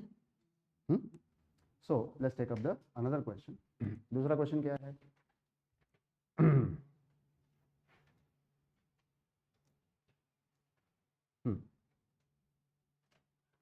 द कॉन्स्टिट्यूएंट असेंबली, ठीक है, कॉन्स्टिट्यूएंट असेंबली पे ही है, राइट? यही लिखना चाहेंगे? दूसरा क्वेश्चन में सेम टॉपिक पे, ठीक है, लेट्स टेक दिस ओनली। क्या है? The constituent assembly of India played a crucial role in shaping the nation's democratic foundation. However, it was not without its critique, right? अब यहाँ पे जो क्वेश्चन लिखा है और यूपीएससी में जो क्वेश्चन आता है उसमें एक छोटा सा अंतर होता है, आप इसको समझने की कोशिश कीजिए। क्या अंतर होता है? यूपीएससी में जब क्वेश्चन दिया जाएगा, आप यूपीएससी का ओरिजिनल जो क्वेश्चन पेपर है उसको उठाकर कभी देखिएगा। यूपीएससी में जब क्वेश्चन पेपर दिया जाएगा ना, हमेशा इन्वर्टेड कॉमा का प्रयोग किया जाता है। Is it clear? जैसे डिस्कस, तो यहाँ पे क्या होगा? Inverted comma. Face by the challenge, okay. यहाँ से दूसरा, how did assembly and all those things question mark, यहाँ पे शुरू होगा, कहाँ तक जाएगा? यहाँ तक। उसके बाद critically evaluate the major criticism level, full stop, right? ये दूसरा ब्रैकेट हो गया। Do you think that this criticisms are justified, support your answer, ये तीसरा ब्रैकेट। यानी एक ही सवाल में जहाँ जहाँ ये इन्वर्टेड कॉमाज आएंगे वहाँ से नया थीम शुरू हो रहा है, राइट? तो जब यूपीएससी का हम क्वेश्चन करते हैं तो since this is a test series question, right, इसलिए आप इतना आसानी से इसको नहीं समझ पाएंगे। बट जब हम बात करते हैं यूपीएससी में कोई भी क्वेश्चन जो कि किस में लिखा हुआ है? इन्वर्टेड कॉमा में, वो क्वेश्चन नहीं होता है। whatever is written in double inverted commas in UPSC actual paper is not the question. Question उसके बाद होगा या उससे पहले होगा? either the question will start after the end of inverted comma or the question will be before the inverted comma. Inverted comma में जो information दी है वो किस लिए है? आपका आंसर किस डायरेक्शन में होता है ये एग्जामिनर बताता है। नहीं समझ में आ रहा है? मैंने आपसे कहा ना, एग्जामिनर खुद ही बताता है कि इसका डिमांड क्या है, बस हम समझ नहीं पाते। आप में से अगर किसी के पास ओरिजिनल क्वेश्चन पेपर हो यूपीएससी का, उसको आप ध्यान से देखिएगा। उसमें हाँ देखो, है तुम्हारे पास ओरिजिनल पेपर? कहाँ से डाउनलोड किया है?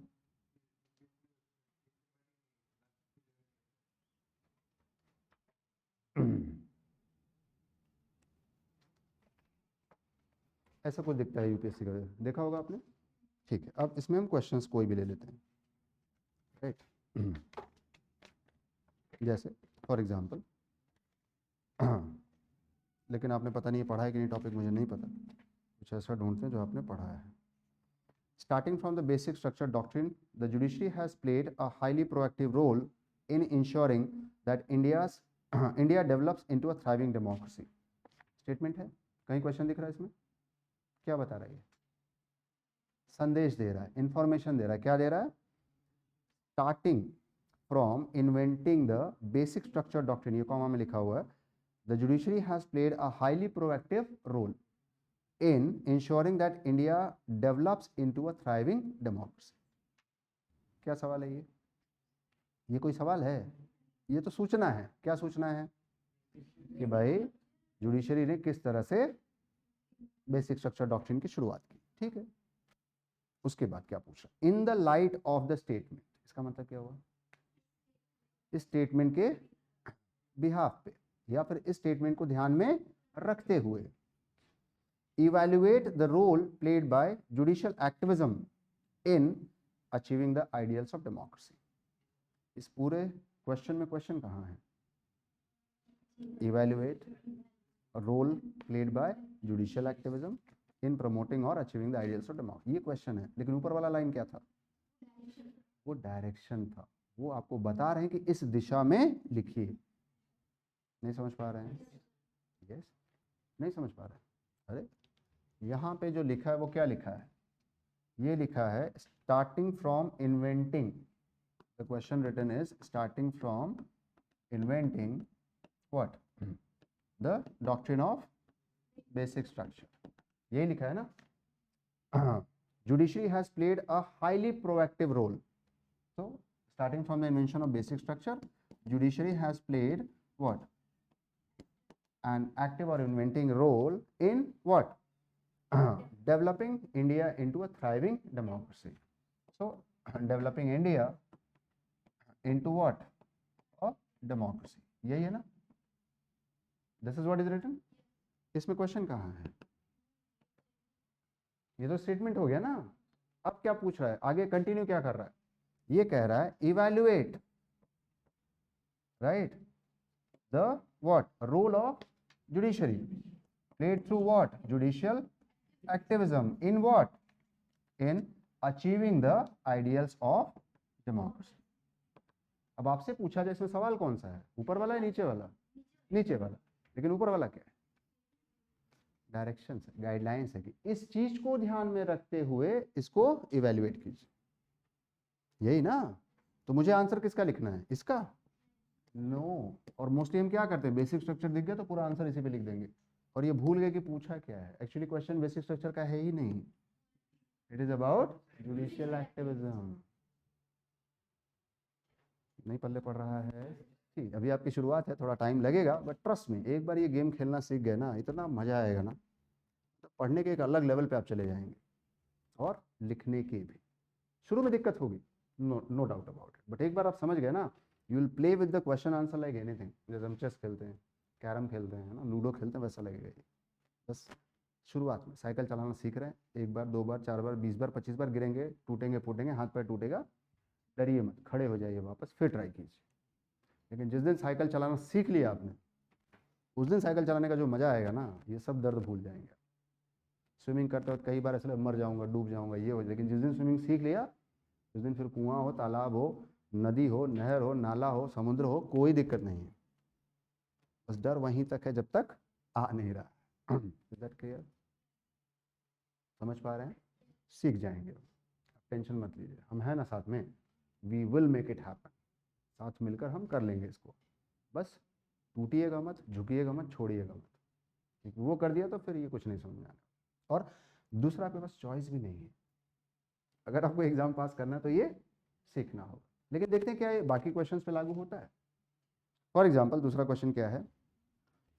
दो द फेडरल प्रिंसिपल, ठीक है, आपके पास क्वेश्चन पेपर नहीं है ना, इसी पे मैं डिस्कस करता हूँ। इस पे, इसमें तो है ना क्वेश्चंस, राइट, जो सबको दिख सके। जैसे इस क्वेश्चन को पढ़ते हैं, क्या है ये क्वेश्चन? द कॉन्स्टिट्यूएंट असेंबली, मान लेते हैं inverted comma, the constituent assembly of India played a crucial role in shaping nation's democratic foundation, close कर देते हैं। क्या आंसर लिखेंगे इसका? ये कोई सवाल ही नहीं है। ये क्या बता रहा है आपको? टॉर्च बेयरर देखा है आपने? लाइट हाउस देखा है कभी? लाइट हाउस, टॉर्च बेयरर क्या होते हैं ये? आपको डायरेक्शन बताएंगे, इधर से इधर जाना है भाई, बात खत्म। लेकिन फिर क्या पूछ रहे हैं? However it was not without it's critic. ठीक है, क्या ये कोई क्वेश्चन है? क्रिटिकली इवेल्युएट क्या मिल गया मुझे? कीवर्ड। और मैंने आपसे क्या कहा? What did I said? I said either the question would be what, before this और आफ्टर। यहाँ पे मुझे क्वेश्चन कहाँ मिल रहा है? आफ्टर, है ना? यही मिल रहा है ना मुझे? नहीं, यहां से लेके, यहां से लेके यहां तक क्वेश्चन बन ही नहीं रहा है। यानी ये क्या हो गया? इन्वर्टेड कॉमा में आ गया। अब क्या बन रहा है? क्वेश्चन। क्यों? क्योंकि मुझे एक कीवर्ड मिल गया। क्या मिला? यहाँ पे मुझे दो वर्ड मिले हैं, एक क्रिटिकल और दूसरा इवैल्यूएट। एक वर्ड नहीं है, क्रिटिकल एक अलग वर्ड होता है। क्रिटिकल वर्ड किसी के साथ भी आ जाता है, critically examine, critically evaluate, critically analyse. तो क्रिटिकल अपने आप में एक वर्ड है, जो 20 कीवर्ड्स हैं उसमें। इवैल्यूएट भी एक वर्ड है।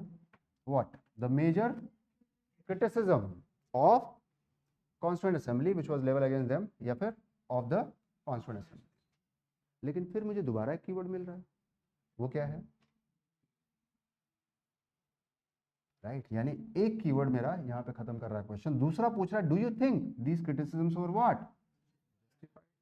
ये भी खत्म हो गया। तीसरा, support what your answers with reason argument. यानी एक डू यू थिंक और एक सपोर्ट। इस क्वेश्चन में 3 क्वेश्चन है एक्चुअली। ये क्वेश्चन नहीं है, 3 है, इनफैक्ट 4 है, लेकिन चौथा जो है क्वेश्चन नहीं, वो क्या है? डायरेक्शन। अब पल्ले पड़ रहा है, यानी इस आंसर के 3 हिस्से होंगे। पहला हिस्सा क्या होगा? क्रिटिकली इवेल्युएट करना है किसको? क्रिटिसिज्म। दूसरा हिस्सा क्या होगा? ये जस्टिफाइड है या नहीं। और तीसरा हिस्सा क्या होगा? सोल्यूशन देना है। तो पढ़ाते वक्त बताया था, पहले क्या बताया था? क्रिटिसिज्म क्या है। दूसरे क्या बताया था? एक्सेप्ट करना सीखो। इवेल्युएट मतलब यू हैव टू एक्सेप्ट, सीधे ना नहीं बोलना है। और तीसरा क्या बताया था? सिर्फ एक्सेप्ट करने से काम नहीं चलेगा, डिफेंड करने आना चाहिए। और डिफेंडिंग आर्गूमेंट लिखवाए थे। तो जब भी आपने पॉलिटी क्लास की होगी, कहीं से भी की होगी, खुद से भी पढ़ा होगा, तो पहले क्रिटिसिज्म पढ़ा होगा, फिर हाँ उनका इवेल्युएशन कि वो क्रिटिसिज्म सही है या नहीं, और फिर सजेशंस या सोल्यूशन, या जिसको हम अप्रेजल कहते हैं। तो हमने अपने क्रिटिसिज्म को अप्रेज किया या फिर डिफेंड किया कि भाई ऐसा था, लेकिन क्यों था वो भी आप जान लो। यही है ना क्वेश्चन। और अगर तीनों हिस्सा बराबर लिखें, कितने आसानी से आप इसमें एक बेहतर मार्क्स ला सकते हैं। सुनो, इसमें एक टफ कीवर्ड है और 2 सिंपल है। टफ वाला कौन सा है? ये दोनों क्या है? फैक्ट हैं। डू यू, है ना, WH और WH वाले। ब्रेकअप समझ में आ रहा है? थोड़ा थोड़ा। तो दूसरी बात क्या समझनी, जैसे तीसरे क्वेश्चन की बात करते हैं, उसी फॉर्मूले पे कि भाई क्वेश्चन पहले है या बाद में। क्या लिखा है? Critically evaluate the role and functioning of constituent assembly of India in framing the Indian constitution. Right, keyword कहाँ मिल गया मुझे? पहले ही मिल गया। यानी क्वेश्चन कहाँ है? सॉरी, डिलीट कैसे होता है पता नहीं, यहाँ से क्वेश्चन यही मिल गया मुझे। अब क्या दे रहा है? मान लो अगर इस वर्ड को हटा दें हम, क्रिटिकली इवेल्युएट, फिर क्या है? The role and, simple statement है ना, तो ये क्या हो गया? इन्वर्टेड कॉमा में आ जाएगा। राइट, दूसरा कीवर्ड क्या मिल रहा है? फिर मुझे कहाँ मिल रहा है कीवर्ड? पहले ही मिल रहा है। अब स्टेटमेंट कहाँ से शुरू हो रहा है? Effectively did it represented the. तो हमेशा याद रखिए कि जो स्टेटमेंट दिया जाता है यूपीएससी में, वो डायरेक्शन के लिए होता है। और क्वेश्चन या तो उससे पहले पूछ लिया जाएगा या उसके बाद। क्वेश्चन कैसे समझ में आएगा? अगर आपको कीवर्ड की समझ है तो। नहीं तो दिक्कत क्या होगी? दिक्कत ये होगी कि मान लीजिए अभी क्या है, the constituent assembly of India played a crucial role in shaping. आपने कॉन्स्टिट्यूएंट असेंबली के रोल पे पूरा आंसर लिख दिया, नंबर मिलेगा 0। क्यों? सवाल ये था ही नहीं। सवाल क्या था? ये था। और आपने आंसर में क्या लिखा? कॉन्स्टिट्यूएंट असेंबली 1946 में बनी, 15 मेजर कमेटी, 8 माइनर कमेटी, है ना, 3 साल लगाए इन्होंने, सब फलाना ढिमकाना लिख के जितना आपको याद था। ये बिना जाने हुए कि डिमांड ऑफ द क्वेश्चन क्या थी। एक्चुअली क्वेश्चन यहाँ था ही नहीं, क्वेश्चन कहाँ था, यहाँ। सब कुछ पल्ले पड़ रहा है, पहले इन चीज़ों को आइडेंटिफाई करना बहुत ज़रूरी होगा। अब मान लीजिए इसका आंसर हमें प्लान करना है, क्या करेंगे?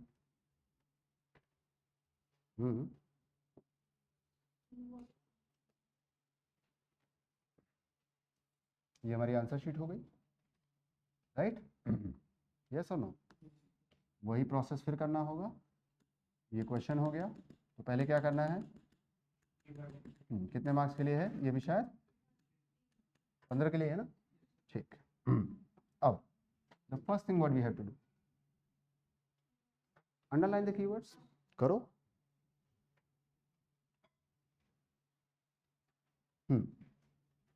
सेकंड क्वेश्चन हम कर रहे हैं, अंडरलाइन द कीवर्ड्स।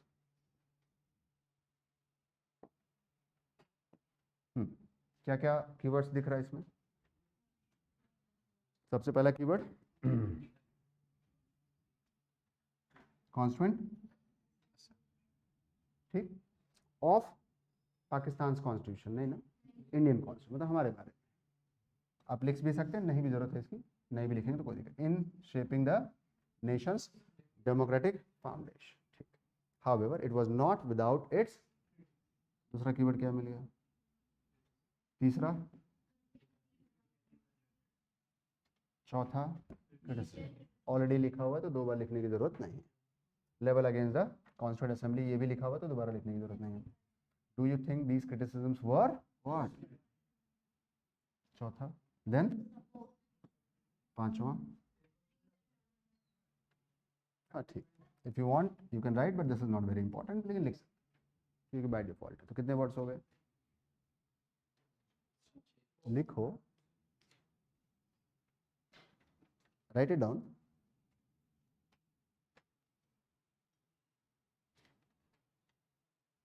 कहाँ लिखना है पता है? राइट हैंड साइड मार्जिन में।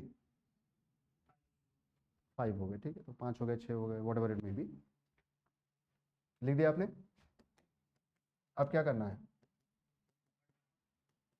अपसाइड डाउन कितनी बार पढ़ो एंड रीड इट लाउडली। खाना नहीं खाया और नाश्ता नहीं किया है, यह है ना, तो जोर से पढ़ो।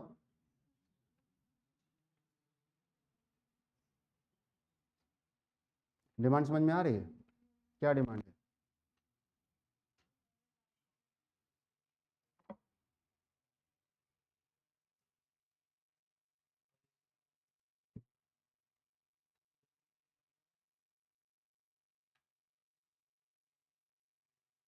गुड। पहला वर्ड क्या है? दूसरा, दूसरा, तीसरा, तीसरा डायरेक्ट जस्टिफाई आ गया।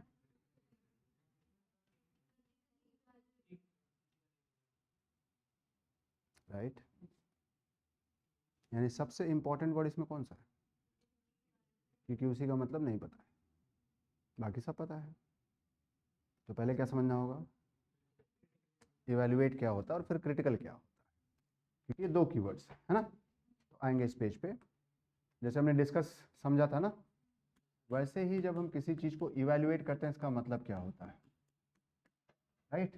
पहले इसको समझते हैं, फिर क्रिटिकल वर्ड लग जाता है तो क्या चेंज हो जाता है। तो आपने इवैल्यूएशन सुना है? नहीं सुना है? आपने आंसर लिखा, एग्जामिनर ने क्या किया? इवैल्यूएट किया। आपने कोई काम किया, बॉस ने इवैल्यूएशन किया। आपने घर पे कुछ किया, माता पिता ने क्या किया? इवैल्यूएट किया। तो इवैल्यूएट का मतलब क्या हुआ? They are actually checking the validity of the act done by you, और उसको सर्टिफाई कर रहे हैं कि ये एक्ट सही है या। अब एग्जामिनर आपसे क्या कह रहा है? इवैल्यूएट कीजिए। किसको इवैल्यूएट कीजिए? कॉन्स्टिट्यूएंट असेंबली के लिए कुछ क्रिटिसिज्म है, राइट, जिसको आपको क्या करना है? इवैल्यूएट। तो इवैल्यूएट में क्या करेंगे आप? सर्टिफाई करेंगे कि क्या ये क्रिटिसिज्म सही है या गलत है, यही ना? यस और नो? यानी इवैल्यूएट करते वक्त क्या करना है आपको? अपने आप को स्टूडेंट नहीं समझना है, अपने आप को क्या समझना है?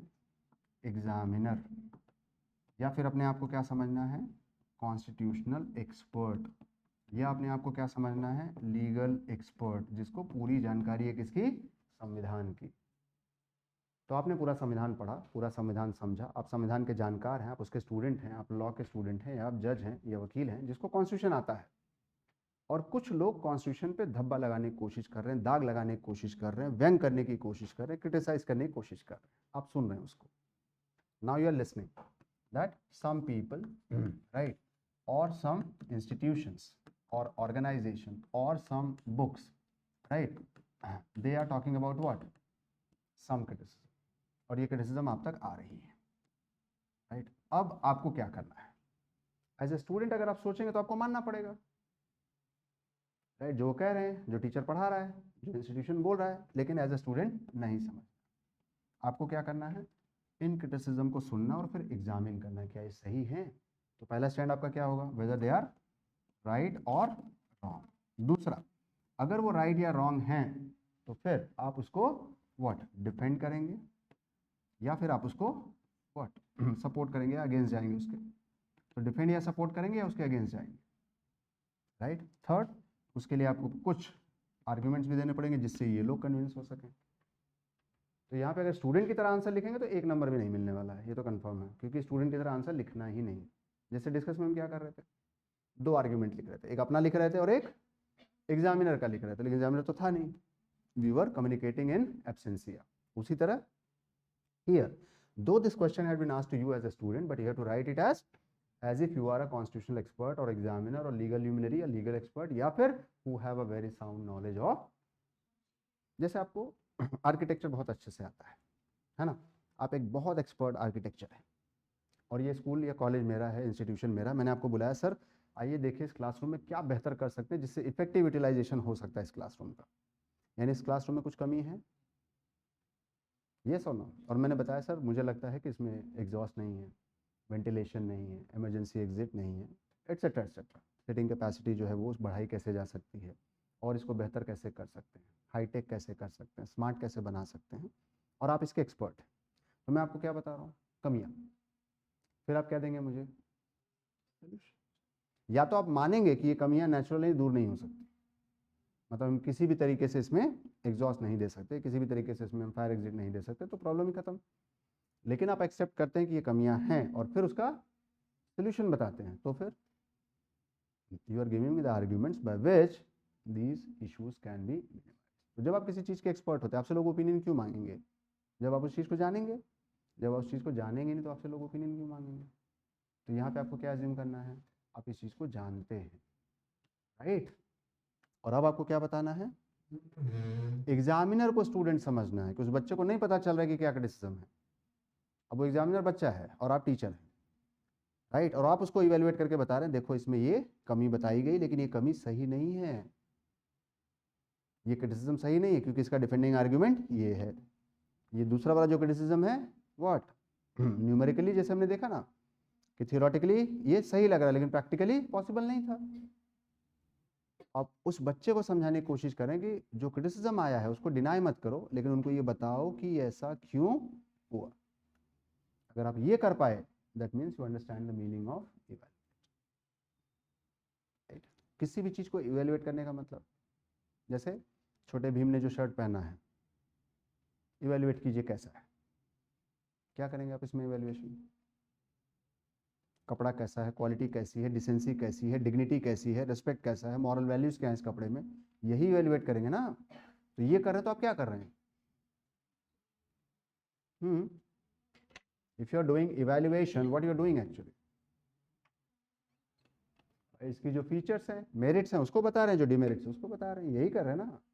क्योंकि मैंने आपसे कहा था ना मेन बॉडी में बस दो ही चीज़ आती है, उसको आप चाहे जो कह लो, चाहे मेरिट डिमेरिट कह लो, चाहे एडवांटेज डिसएडवांटेज कह लो, चाहे चैलेंजेस इशूज, जो मर्जी वो कहना कह लो, आएगा दो ही चीज़, पॉजिटिव और नेगेटिव। तो इस शर्ट की कुछ पॉजिटिव बातें होंगी, कुछ नेगेटिव बातें होंगी, लेकिन सवाल यहाँ ये है कि हमें पॉजिटिव बातें लिखनी है, नेगेटिव बातें, दोनों क्यों लिखनी है। नालायकों, क्या वर्ड यूज़ किया गया है, क्रिटिसिज्म। क्रिटिसिज्म क्या होता है, नेगेटिव, लेकिन कोई कह सकता है पॉजिटिव भी होता है, हम पॉजिटिव लिखते नो डाउट अबाउट इट, लेकिन एक और वर्ड जोड़ दिया है, क्रिटिकल। और जब किसी वर्ड के आगे क्रिटिकल लग जाए, चाहे वो एनालिसिस हो, चाहे कमेंट हो, चाहे डिस्कस हो, चाहे एग्जामिन हो, अगर आगे वर्ड क्रिटिकल है, आंसर विल गो अराउंड 70% और 75% नेगेटिव पॉइंट्स की तरफ चले जाए। यानी 5 एडवांटेज लिख रहा हूँ मैं, तो मुझे 15 डिसएडवांटेज लिखने पड़ेंगे, 1:3 में खेलना होगा। तो क्रिटिकल का मतलब क्या हुआ?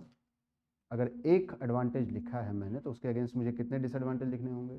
3 कम से कम।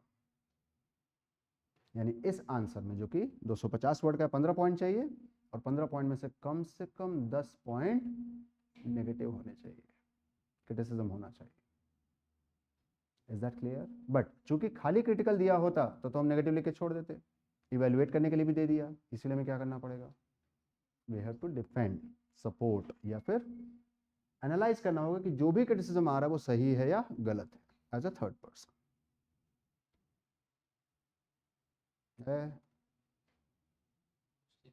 हाँ, कौन सा क्वेश्चन? अभी वही चल रहा है, व्हाट्सअप मैसेज कर रहा है ना, तो रख फोन अंदर, नालायक। क्वेश्चन देखो, बैटरी देखो, ऐसे लग रहा है आंख चली जाएगी, पावर तो बच जाएगा लेकिन पता चला दिखेगा नहीं। समझ में आ रहा है? तो आंसर में क्या चीज होगा? जब जब वर्ड क्रिटिकल होगा, चाहे वो किसी भी शब्द के साथ हो, it will have what? Introduction. जैसे डिस्कशन में इंट्रोडक्शन नहीं होता ना, इसमें होगा। फिर कहाँ आएंगे हम? Main body. मेन बॉडी में फर्क क्या होगा, बता दिया आपको मैंने। What would be the difference? 75% points would be on a 25। समझ में आ रहा है? हाँ, डिफेंड जो करेंगे वे फॉरवर्ड जो होगा, राइट? याद रहेगा। तो अगर इंट्रोडक्शन आएगा तो फिर आंसर एंड कैसे होगा? हाँ, कंक्लूजन। क्लोजिंग रिमार्क नहीं लिखना है, कंक्लूजन लिखना है। तो अब समझ में आया मेरे मेन बॉडी में क्या क्या होगा? यस और no? I will have the introduction, main body and conclusion. अब इसका आंसर फ्रेम करने की कोशिश करते हैं। तो लिखा आपने कीवर्ड्स, समझ में आया क्या पूछ रहा है? क्या पूछ रहा है? What the examiner is asking? 3 बातें। क्या क्या? पहला क्रिटिसिज्म, दूसरा इवेलुएट करना है या नहीं, आपको बताना है, और तीसरा व्हाट? आर्ग्यूमेंट्स देने हैं, सपोर्टिव या अगेंस्ट जो भी है। तो क्या ये टॉपिक हमने किया था क्लास में? क्रिटिसिज्म लिखा था, डिफेंड कैसे करना है बताया था, बस वही चीज़ फॉलो करनी है। So let's say again the same thing. कितने वर्ड्स का है ये? 15 मार्क्स का है ना। तो 250 वर्ड्स मतलब कितने पॉइंट चाहिए? कम से कम 12 से 15। तो 12 से 15 पॉइंट कहाँ आएंगे? मान लो एक पॉइंट यहाँ आ गया मेरा, एक पॉइंट मैं कंसिडर करता हूँ यहाँ आ गया, 2 हो गए। मेन बॉडी में कितने पॉइंट चाहिए मुझे? 14, 13। ये 13 पॉइंट में से कितने पॉइंट्स में क्रिटिसिज्म लिखूंगा? क्योंकि जितने पॉइंट्स क्रिटिसिज्म लिखूंगा उतना ही सोल्यूशन देना पड़ेगा, और टोटल स्पेस मेरे पास कितना है? 13। यानी at least I should write 6 to 7 criticism, then only I will be able to give 6 to 7 justification, क्योंकि हर क्रिटिसिज्म के लिए जस्टिफिकेशन देना पड़ेगा। तो क्या मेरे पास क्लासरूम प्रोग्राम करके, लक्ष्मीकांत पढ़ के, एनसीईआरटी पढ़ के 6 से 7 क्रिटिसिज्म हैं कॉन्स्टिट्यूएंट असेंबली के? अगर हाँ, जीत गया मैं। अगर नहीं, अगले साल फिर ट्राई करूंगा, नेक्स्ट अटेम्प्ट। सिंपल। क्योंकि वहाँ तो रीटेक नहीं मिलेगा ना, टेस्ट सीरीज में तो मिल सकता है, बट यूपीएससी में तो फाइनल शो है, डी डेट है। या तो आप जीतेंगे और या तो आप फिर सीखेंगे और दोबारा आकर फिर तैयारी करेंगे। हारेंगे नहीं, क्योंकि कुछ ना कुछ सीखेंगे अब। Do we have 6 criticism? बोलो नालायकों, है कि नहीं हमारे पास 6 क्रिटिसिज्म? बताओ क्या है? हाँ, पहला, it was not a sovereign body, ठीक है। दूसरा, it was not a representative body, ठीक है। तीसरा, it is having one party dominance, that is INC dominance. चौथा, it was one religion dominant, that is Hindu dominant, ठीक है। और पांचवा, हाँ, it was a what? Time consuming था, ठीक है। और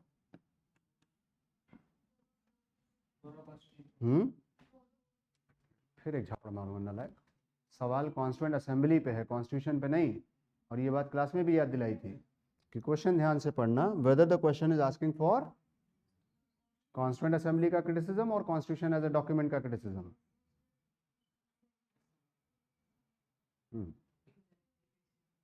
इनडायरेक्ट लिखा है ना रिप्रेजेंटेटिव में। It was actually dominated by the what? Lawyers and politicians. ठीक है, lawyers paradise और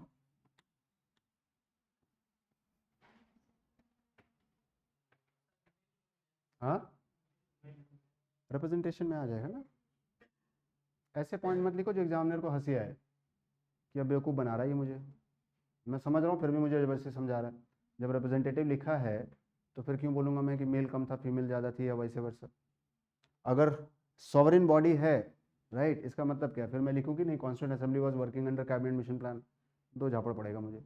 जब ये लिख ही दिए हो तो दोबारा उसको क्यों लिख रहे हो, उसका भी मतलब तो यही है ना। Don't bluff the examiner just to fulfil your word limit. Negative repercussions होते हैं उसके।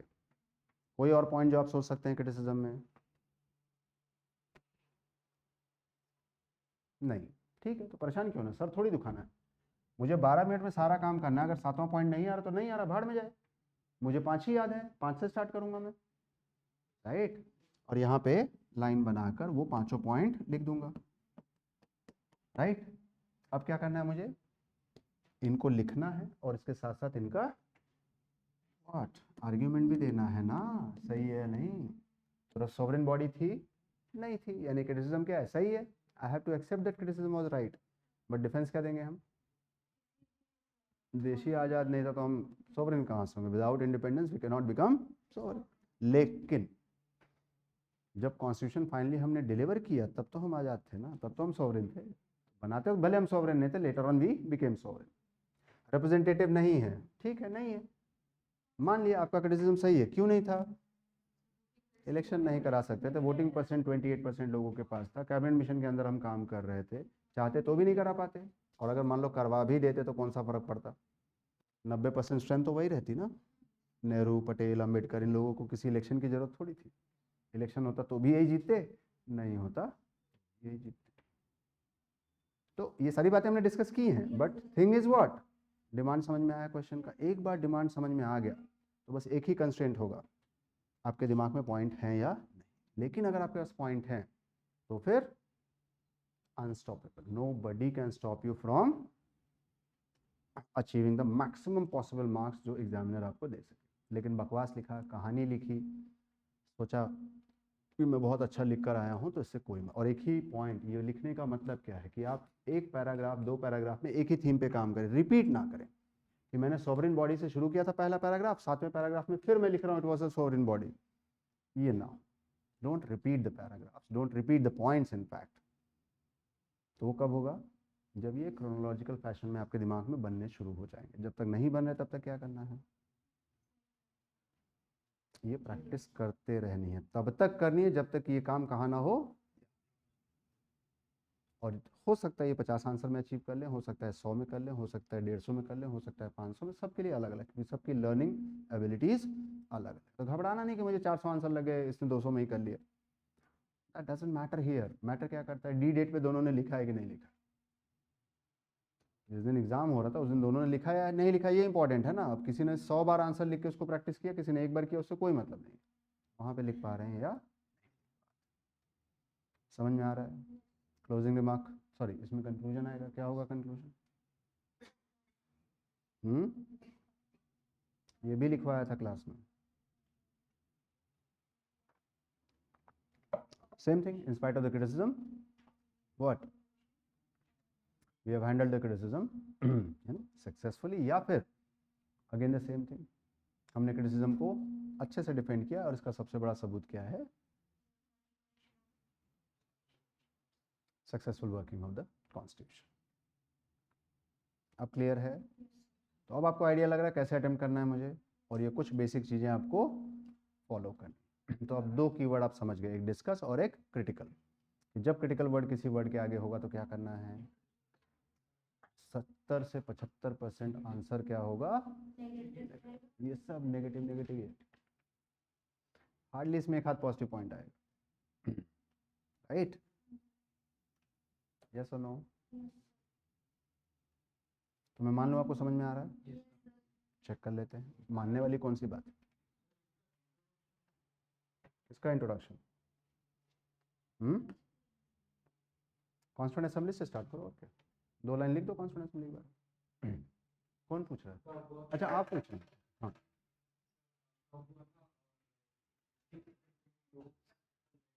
लिख सकते हैं, या तो आप जनरल भी लिख दीजिए। The constituent assembly of India was responsible for framing the Indian Constitution. However, once they have completed the assigned task, they were faced with several criticism. And then start your answer. What is the third question? यार सारा question एक ही पे है क्या? Constituent assembly, constituent assembly.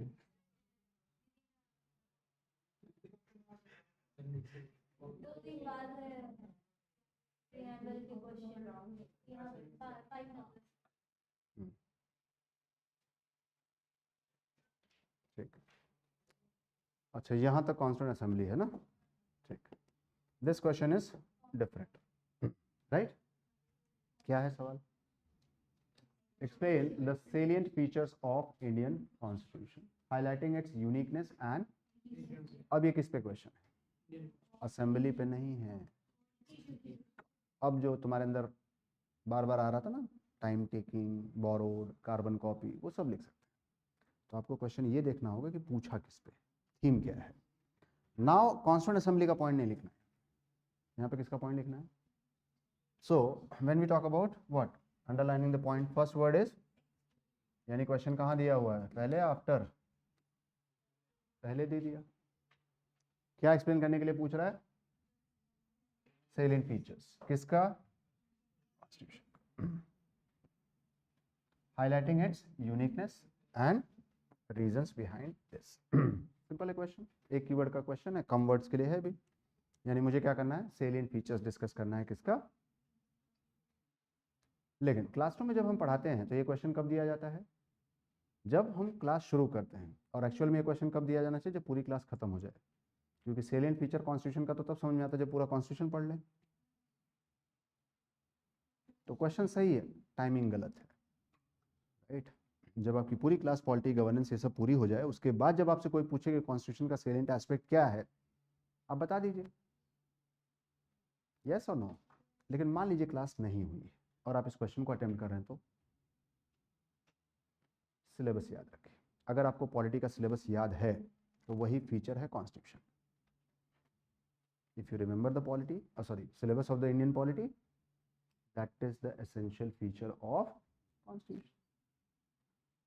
क्या है syllabus? Union territory, citizenship, fundamental right, DPSP, union executive, union legislature, union judiciary, state executive, इसके बाद centre state relationship, local government, emergency provision. अगर ये 7-8 वर्ड आपने लिख दिए और सबके बारे में 4-4 लाइन लिख दी, आंसर खत्म। बोनस क्वेश्चन अगर मिल जाएगा ना, प्रियम्बल कहाँ से आ गया इसमें, और फिर इसमें क्या लिखोगी? अगला क्वेश्चन में क्या लिखोगी जरा बताओ। अगर प्रियम्बल का फीचर लिखना चाहती हो तो मुझे बताओ कि अगले क्वेश्चन का आंसर क्या होना चाहिए। धृतराष्ट्रपुत्र, यहाँ ध्यान दो, ये वर्ड्स दिख रहे हैं? एग्जामिनर ने जो पूछा है वही बताओ। एक्स्ट्रा ज्ञान दे के अगर आए तो उसको लाल कलम चलाने में ज़्यादा टाइम नहीं लगेगा। I might be knowing what is the feature of preamble, but here the question is not. कहीं भी दिख रहा है प्रियम्बल तो क्यों लिखूं मैं? मुझे आता है इसलिए नहीं। समझ पा रहे हैं या नहीं? कीवर्ड क्या है? एक्सप्लेन। मतलब क्या होता है एक्सप्लेन का? आपका रिलेशनशिप चेंज हो जाएगा किसके साथ? एग्जामिनर के साथ। क्यों? क्योंकि अभी रिलेशनशिप क्या है? हाँ, एग्जामिनर ने क्वेश्चन पूछा और आंसर कौन दे रहा है? आप दे रहे हैं। आप कौन है? इस क्वेश्चन का आंसर लिखने के लिए क्या करना पड़ेगा? आपको एग्जामिनर बनना पड़ेगा और उसको स्टूडेंट बनना पड़ेगा, क्योंकि वो पूछ रहा है मुझे बताइए, तो आप उसको कैसे बताएंगे? जैसे एक टीचर क्लास में आपको बताता है, जब क्वेश्चन एक्सप्लेन का होता है तो व्हाट सब कुछ बताना पड़ता है। आपको पॉलिटी क्लास याद है? कहाँ शुरू किया था हमने? बेसिक कॉन्सेप्ट से। क्यों? हम प्रियम्बल से भी तो शुरू कर सकते थे। क्यों बेसिक कॉन्सेप्ट से शुरू किया? एज ए टीचर उस समय मैंने आपको ऐसा स्टूडेंट माना, एज्यूम किया, जिसने कभी पॉलिटी कॉन्स्टिट्यूशन शब्द नहीं सुना है। जब जब कीवर्ड एक्सप्लेन होगा या फिर इलैबोरेट होगा या फिर एलुसिडिएट होगा, रिश्ता यही होगा। ये तीनों कीवर्ड्स के लिए you have to be the master and the examiner has to be the student. आपको एज्यूम करना होगा कि examiner is not having any idea about this term. Which term? Constitution. इसको कॉन्स्टिट्यूशन के बारे में कुछ भी नहीं पता है। अगर वर्ड एक्सप्लेन आ गया तो एक्सप्लेन का मतलब क्या हुआ? फर्स्ट आपको सब कुछ लिखना होगा। पहला क्या लिखना होगा? इंट्रोडक्शन, दूसरा मेन बॉडी, और तीसरा कंक्लूजन। लेकिन फिर कहेंगे वही तो हर क्वेश्चन में थे, तो हर क्वेश्चन में लिखना है, नो डाउट अबाउट इट, लेकिन चेंज कहाँ होगा? Main body. इंट्रोडक्शन में क्या लिखेंगे आप? What is constitution. ज़्यादा से ज़्यादा क्या करेंगे? ऐड कर सकते हैं व्हाट इज कॉन्स्टिट्यूशनलिज्म, क्योंकि ये भी एक फीचर है। तो कॉन्स्टिट्यूशन और कॉन्स्टिट्यूशनलिज्म वर्ड आप इंट्रोडक्शन में समझा सकते हैं, एक पैराग्राफ में या दो पैराग्राफ। मेन किस पे होगा? मेन बॉडी पे। अब मेन बॉडी पे क्या करना होगा? आपको कॉन्स्टिट्यूशन से रिलेटेड सारी बातें बतानी पड़ेगी, तभी तो बच्चे को समझ में आएगा। जैसे मैंने आपको पहले ये बताया, नेशन किसे कहते हैं, स्टेट किसे कहते हैं, पॉपुलेशन क्या होती है, सिटीजन कौन होता है, तब जाकर कॉन्स्टिट्यूशन पढ़ा है ना। इसको भी ऐसे ही समझाना पड़ेगा कि कॉन्स्टिट्यूशन एक ऐसा डॉक्यूमेंट है जिसमें कुछ एसेंशियल फीचर्स या कैरेक्टरिस्टिक्स दिए गए हैं जिनको आपको समझना ज़रूरी है। And I explain them one by. समझ में आ रहा है? यस और नो? और उसके बाद कंक्लूड करूँगा इसको। तो हमारा टारगेट क्या है? यही है ना question? Explain the salient features of Indian constitution. लेकिन सवाल ये है कि फीचर्स हैं क्या इंडियन कॉन्स्टिट्यूशन के? So what are the features?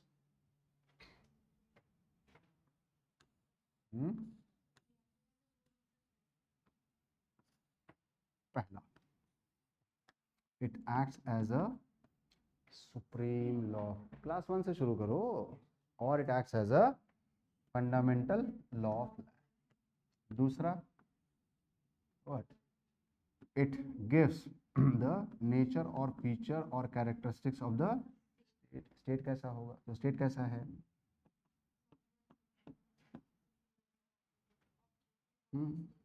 It gives what?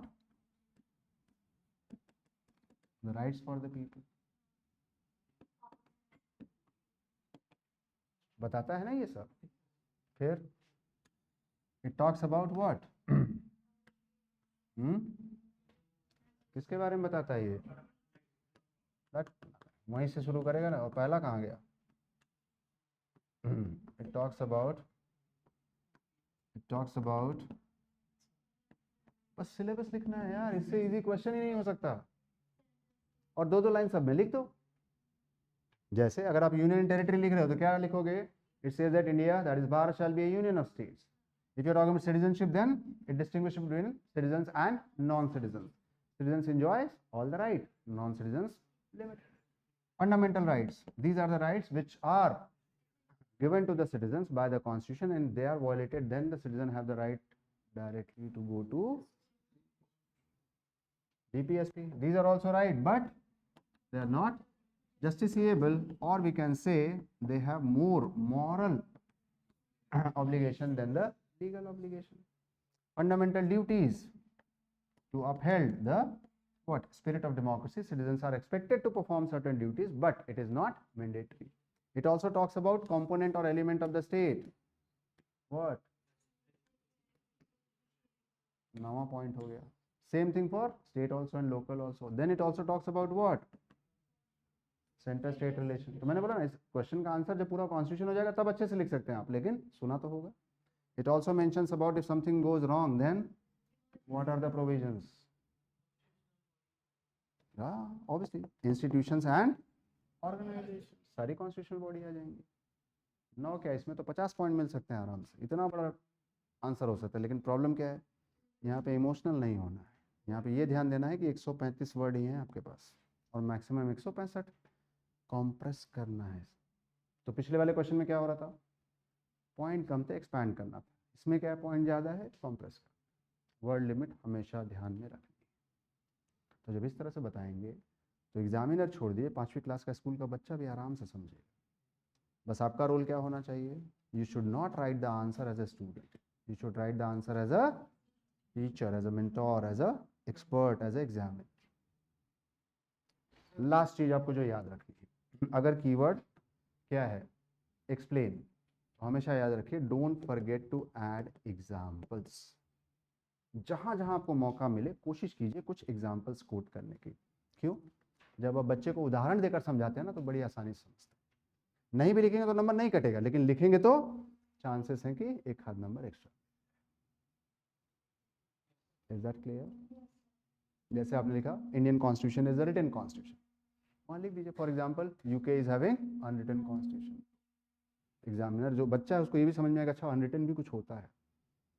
Fundamental rights लिखा आपने, एक आध एग्जाम्पल दे दीजिए, right to life, right to privacy, whatever it may be. DPSP लिखा है, एक एग्जाम्पल दे दीजिए, उससे क्या होगा आपका आंसर और बेहतर। बस ये ध्यान दीजिएगा कि एग्जाम्पल के चक्कर में वर्ड लिमिट ना एग्जॉस्ट हो, वो आपको मेंटेन करना है, क्योंकि सारी कहानी व्यर्थ हो जाएगी अगर वर्ड लिमिट एक्सीड हो गई तो सब कुछ लिखते हुए भी 0 मिल जाएगा। समझ में आ रहा है?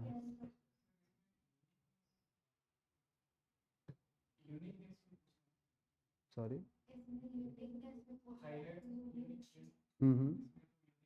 नहीं तो अभी मैं एज्यूम कर रहा हूँ कि हमने पूरा पढ़ा नहीं है ना, बट जो जो पढ़ा अगर उस पर यूनिकनेस दिखानी है तो it talks about single citizenship, ये यूनिकनेस है।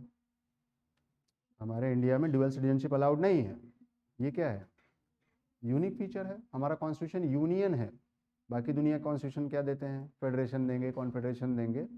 तो वो तो जैसे अपने क्लास वगैरह में पढ़ा होगा तो फिर उस टाइप का पॉइंट आप निकाल सकते हैं, लेकिन नहीं पढ़ा होगा तो फिर दोबारा आपको पढ़ना होगा। जैसे भारत का कॉन्स्टिट्यूशन इकलौता कॉन्स्टिट्यूशन है जो अपराधियों को भी राइट्स देता है। अब ये क्या यूनिक फीचर है ना, 20 और 22। भारत इकलौता ऐसा देश है पूरे विश्व में जिसमें प्रिवेंटिव डिटेंशन लॉज शांति के समय भी लागू रहते हैं। कुछ देश हैं जहाँ हैं लेकिन वो इमरजेंसी में लागू होते हैं, हमारे यहाँ 24/7 22 आर्टिकल जो है ना वो हमेशा लागू रहता है। ये क्या है, यूनिक फीचर है, राइट। हमारे यहाँ स्टेट का रिऑर्गेनाइजेशन बिना स्टेट की मर्जी के कर सकते हैं, ये यूनिक फीचर है। तो ये तब होगा जब हम पढ़े होंगे टॉपिक, है ना। I think if you have studied, या फिर आपने अगर इसको खुद से भी पढ़ा है तो आप ये पॉइंट्स निकाल पाएंगे। नहीं पढ़ा होगा तो क्लास में टीचर डेफिनेटली आपको बताएगा कि ये एक अलग फीचर है। अब क्लियर है? Any confusion? सॉरी, से इट लाउडली। क्लोज कर दो आर्ग्यूमेंट को, कंक्लूड कर दो। क्या कंक्लूजन आएगा? कॉन्स्टिट्यूशन के फीचर्स बताए ना आपने, यूनिकनेस बताई, अब क्या रहेगा आपका कंक्लूजन? अच्छा कॉन्स्टिट्यूशन है, खराब कॉन्स्टिट्यूशन है, कैसा कॉन्स्टिट्यूशन है? ऑब्वियसली अच्छा ही है, राइट। क्लियर? ठीक। अब थीम समझ में आ रही है आपको कैसे करना है? कुछ बेनिफिट हुआ इस सेशन का या नहीं? सेम अगर हम बात करें डिस्कस द, तो डिस्कस हमें पता है क्या करते हैं, significance of preamble to the Indian constitution. How far, 2 question हो गया है या नहीं? ये यहाँ पे क्वेश्चन खत्म होगा डिस्कस वाला, और यहाँ पे हाउ, फैक्ट मिल गया हमें, और फैक्ट मिल गया तो समझ लीजिए लॉटरी लग गई उस दिन। How far is it enforceable in court of law and in what ways does it guide the constitutional interpretation, right? कहाँ शुरू करेंगे? सब भूल जाओ, कोई बात। बेरूबारी केस कहाँ तक लेकर जाएंगे? LIC ऑफ इंडिया या फिर केशवानंद भारती? सिंपल। या फिर उससे ज़्यादा बेहतर आंसर इसका लिख सकते हैं आप।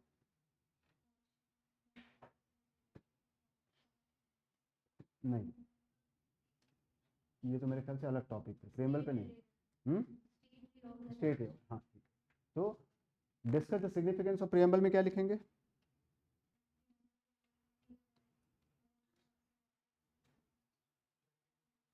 कितने वर्ड्स चाहिए? 250। तो टाइम वर्ड लिमिट है हमारे पास। सिग्निफिकेंस बताया था, याद है क्या? प्रोवाइड्स द नेचर, फीचर और characteristics of India as a state. It tells us the relationship between Indian people and the state. State क्या एक्सपेक्ट करता है हमसे? यूनिटी, इंटीग्रिटी और फ्रेटर्निटी। हम स्टेट से क्या डिमांड करते हैं? Justice, liberty, equality. ठीक। और what else it talks about? Goals of the state या नेचर या कैरेक्टर? Sovereign, socialist. ठीक है। तीसरा, source of the constitution, we the people of India. And last, date of adoption और इनैक्टमेंट। ये सारी बात प्रियम्बल में लिखी हुई है। ठीक, इस वाले पार्ट में ये आ गया। अब क्या लिखा है? How far it is enforceable. तो हमें पता है ये नॉन एनफोर्सिएबल है। क्यों नॉन एनफोर्सिएबल है? तो पहले शुरू कहाँ से होगा? Is it a part of constitution? Can it be amended? And then is it justiciable? और याद है? फिर वहां से शुरू करना पड़ेगा और फिर आपको बेरूबरी से स्टार्ट करना पड़ेगा। केस का डिटेल नहीं लिखना है, सिर्फ नाम लिखना है। बेरूबरी में सुप्रीम कोर्ट ने कहा प्रियम्बल इंपॉर्टेंट है लेकिन पार्ट नहीं है। केबीसी में कहा पार्ट है, इंपॉर्टेंट भी है, राइट। और एलआईसी में कुछ वर्ड्स प्रियम्बल में ऐसे हैं जो बेसिक स्ट्रक्चर का भी हिस्सा है। समझ पा रहे हैं? नॉन जस्टिसेबल क्यों है? Lack of resource. अगर एडुकेट रिसोर्सेस होते तो हम इसको जस्टिसेबल बना देते। और पार्ट 3 और पार्ट 4 सबसे बड़ा मैनिफेस्टेशन है प्रियम्बल का। जिनके लिए रिसोर्सेस हैं वो राइट्स हमने पार्ट 3 में दिए हैं। जैसे जस्टिस है तो पॉलिटिकल, सोशल, इकोनॉमिक तीनों है, लेकिन पॉलिटिकल जस्टिस हमने फंडामेंटल राइट में रखा है और सोशल इकोनॉमिक जस्टिस पीपीएसपी में। तो दिन ब दिन हम कर क्या रहे हैं पिछले 75 साल से? प्रियम्बल इंप्लीमेंट ही तो कर रहे हैं। और कोई चीज जस्टिसेबल नहीं इसका मतलब वेस्ट नहीं है। भाई मॉरल ऑब्लिगेशन, लीगल ऑब्लिगेशन नहीं है, ठीक है, but it has a huge moral obligation. समझ में आ रहा है? हैंडल कर पाएंगे? तो आपको ये जानना है कि जो क्लासेस आपने कर ली हैं अभी तक, क्योंकि बाकी बच्चे तो सारथी में जो होंगे शायद आउटसाइडर्स होंगे, हो सकता है उन्होंने कहीं और से पढ़ा हो या खुद पढ़ाओ। आप जो पढ़ रहे हैं उसके हिसाब से प्रश्न सॉल्व कर सकते हैं? नहीं, कोई दिक्कत? This is what makes the class effective. अगर इतना पढ़ने के बाद भी इन क्वेश्चंस का आंसर आप नहीं लिख पाते तो फिर पूरी क्लास व्यर्थ है। समझ में आया? बोलो।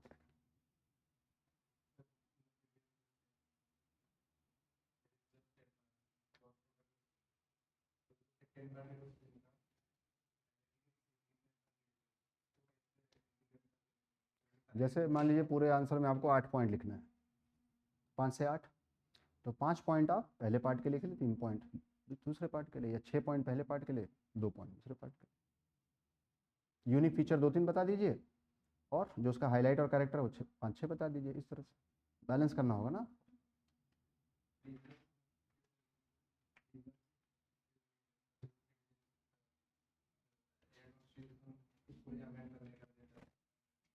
Highlights its uniqueness and reasons. अच्छा, रीजंस भी पूछा है, ठीक है। Why we have a single citizenship? अब तो सिटीजनशिप भी पढ़ लिया है ना, तो हमने सिंगल सिटीजनशिप क्यों रखा है? यस, हम यूनियन फॉलो कर। और मैंने आपको क्या बताया? कहीं अगर कोई चीज़ अटके तो बस सिंपल लिखना है to maintain the federal nature of Indian. इसमें बस एक लाइन जोड़नी है, reasons behind it to maintain the federal characteristic of Indian polity. कुछ दिमाग नहीं लगा क्योंकि इतना स्पेस ही नहीं ना, कहाँ लिखेंगे? वर्ड लिमिट भाग जाएगा हमारा। लिखने को लिख सकते हैं अगर ये 250 वर्ड के लिए होता तो। Why we have a single constitution? To protect the territorial integrity. क्योंकि सबको स्टेट को कॉन्स्टिट्यूशन दे सब भाग जाते हैं अपना अपना कॉन्स्टिट्यूशन बना के, राइट। इस तरह से मतलब जिसने भी क्वेश्चन फ्रेम किया बहुत महान इंसान है। उसको शायद ये नहीं समझ में आ रहा कौन सा क्वेश्चन कितने मार्क्स के लिए देना और कहाँ देना है, राइट। यही प्रॉब्लम होती है, इसलिए मैं बार बार हमेशा स्टूडेंट से रिक्वेस्ट करता हूँ सबसे पहले यूपीएससी के क्वेश्चन सॉल्व करो, उसके बाद टेस्ट सीरीज के। अगर उल्टा अप्रोच है आपका तो फिर गए काम से, क्योंकि बैलेंस करना मुश्किल होगा ना।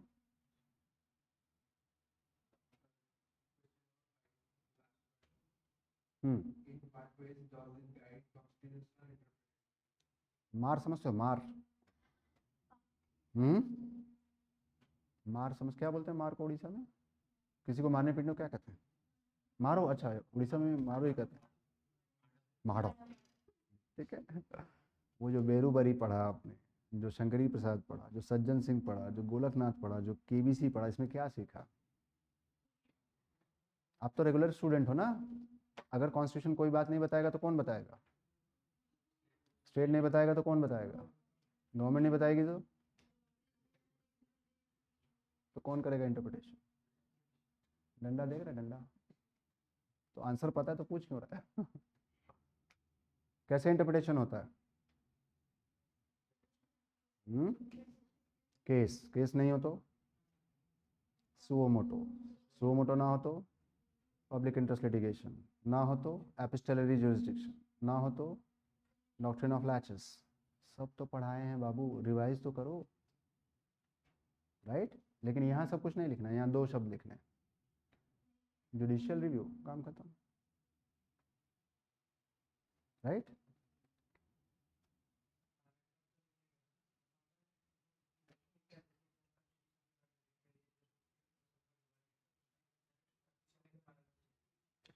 पैराग्राफ अगर लिख रहे हैं कौन से क्वेश्चन में?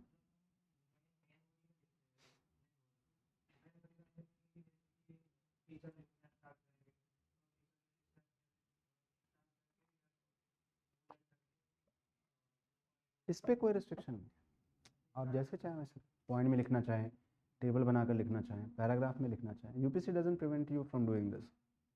ओनली कंसर्न इज जो भी लिख रहे हैं वो थीम अलग अलग हो और एग्जामिनर को समझ में आए। तो सबसे ज़्यादा एडवाइजेबल पैराग्राफ इसलिए माना जाता है, पॉइंट में जब आप लिखते हैं ना, रॉ फैक्ट जाता है एग्जामिनर के पास, या तो सही होगा या तो गलत होगा। पैराग्राफ में थोड़ा मैनिपुलेशन हो जाता है, वर्ड लिमिट पहुंच जाती है आपकी, क्योंकि यहाँ पे क्लास में आपको ज़्यादा पॉइंट आ रहा है ना, यूपीएससी में कम पॉइंट आएगा, याद ही नहीं आएगा, दिमाग दुखने लगेगा। और हर क्वेश्चन में थीम चेंज हो रही तो सोचो, कोई जरूरत थोड़ी कि पहला क्वेश्चन पॉलिटी का तो दूसरा भी पॉलिटी का ही हो, दूसरा हो सकता है आईआर से हो, तीसरा हो सकता है इंडियन सोसाइटी से हो, सब्जेक्ट भी चेंज होगा। Right. But the most important concern आपको स्टेप बाय स्टेप समझ में आ रहा है। देखिए मैं फिर आपसे वही कहूँगा, डे वन, वन डे, एक दिन में नहीं होगा लेकिन एक दिन ज़रूर होगा। बस आपको कंसिस्टेंसी मेंटेन कर, अगर आप सोच रहे हैं कि एक दिन में आप आंसर राइटिंग के एक्सपर्ट हो जाएंगे तो ये बहुत बड़ी गलत है। 13-14 साल लगे मुझे इन सब चीज़ों को सीखने में, मुझे, जबकि 4 अटेम्प्ट देने के बाद। Are you understanding? तो मैं आपको ये नहीं कह रहा हूँ 13-14 साल लगेंगे, लेकिन अगर वो मेहनत आप 3-4 महीने कर दे तो आप अपने आप को बेटर पाएंगे। लेकिन अगर आप सोचेंगे 3-4 दिन में हो जाए तो थोड़ा, जैसे इसको लेकर आप घर पे अगर दोबारा इसको लिखें और सबमिट करें तो you will make my day, I will be the happiest person. और तब मैं देख पाऊंगा कि आप कहाँ गलतियाँ कर रहे हैं। वर्बली मुझे थोड़ी समझ में आएगा, और ये पेपर अगर आपके पास है तो इसको लिखिए और इसका आंसर सबमिट कीजिए। तो while going through the answer ultimately तभी पता चलेगा ना आपने लिखा क्या है। नहीं समझ रहे? राइट। तो जैसे कि मैंने कहा था कि कुछ पार्ट आंसर राइटिंग का, कुछ क्वेश्चन दोनों डिस्कस करते हैं, तो आई थिंक हमने मिक्स करके ठीक किया। कुछ कीवर्ड्स भी हम डिस्कस कर रहे हैं और कुछ क्वेश्चन लाइव एग्जाम्पल लेकर भी डिस्कस कर रहे हैं। राइट। ठीक है। तो अब एक दो चीज़ और मैं चाहता हूँ हम कर सकें जो आपको बेनिफिशियल हो। एक तो चार्ट के लिए हमने बात की थी, तो उसको कल करने के बजाय आज ही कर ले, मैं बता देता हूँ, कोई जरूर थोड़ी लेके आएंगे तो ही समझेंगे। इस A4 पेज को हम चार्ट समझ लेते हैं, और दूसरा how to remember the things वो एक कर लेते हैं, और कुछ क्वेश्चंस और डिस्कस कर लेते हैं। तो आज का सेशन फ्रूटफुल हो जाएगा आपके लिए, संडे खराब नहीं होगा। तो एक छोटा सा ब्रेक ले लेते हैं और फिर उसके बाद start the session. Will that be okay? इसको हम नॉर्मल क्लास मान के ही चलते हैं, जैसे रोज हम क्लास करते हैं वैसे ही। तो after the break will resume class. तब तक खा पी लीजिए, लेकिन इतना मत खाइए कि सेकेंड हाफ में बस नींद आने लगे। ठीक? आपको कुछ पूछना है, एनी वन ऑफ यू? या नहीं भी पूछना तो जो बताया जा रहा है वो आपको समझ में आ रहा है? थोड़ा सा एक फीलिंग आ रही है कि नहीं यार I am better than yesterday, बस इतनी फीलिंग आ रही है? अगर उतनी भी आ रही तो बहुत है, कि कल जो सीखा था आपने उससे आज कुछ बेहतर सीखा है आपने, कर पा रहे हैं।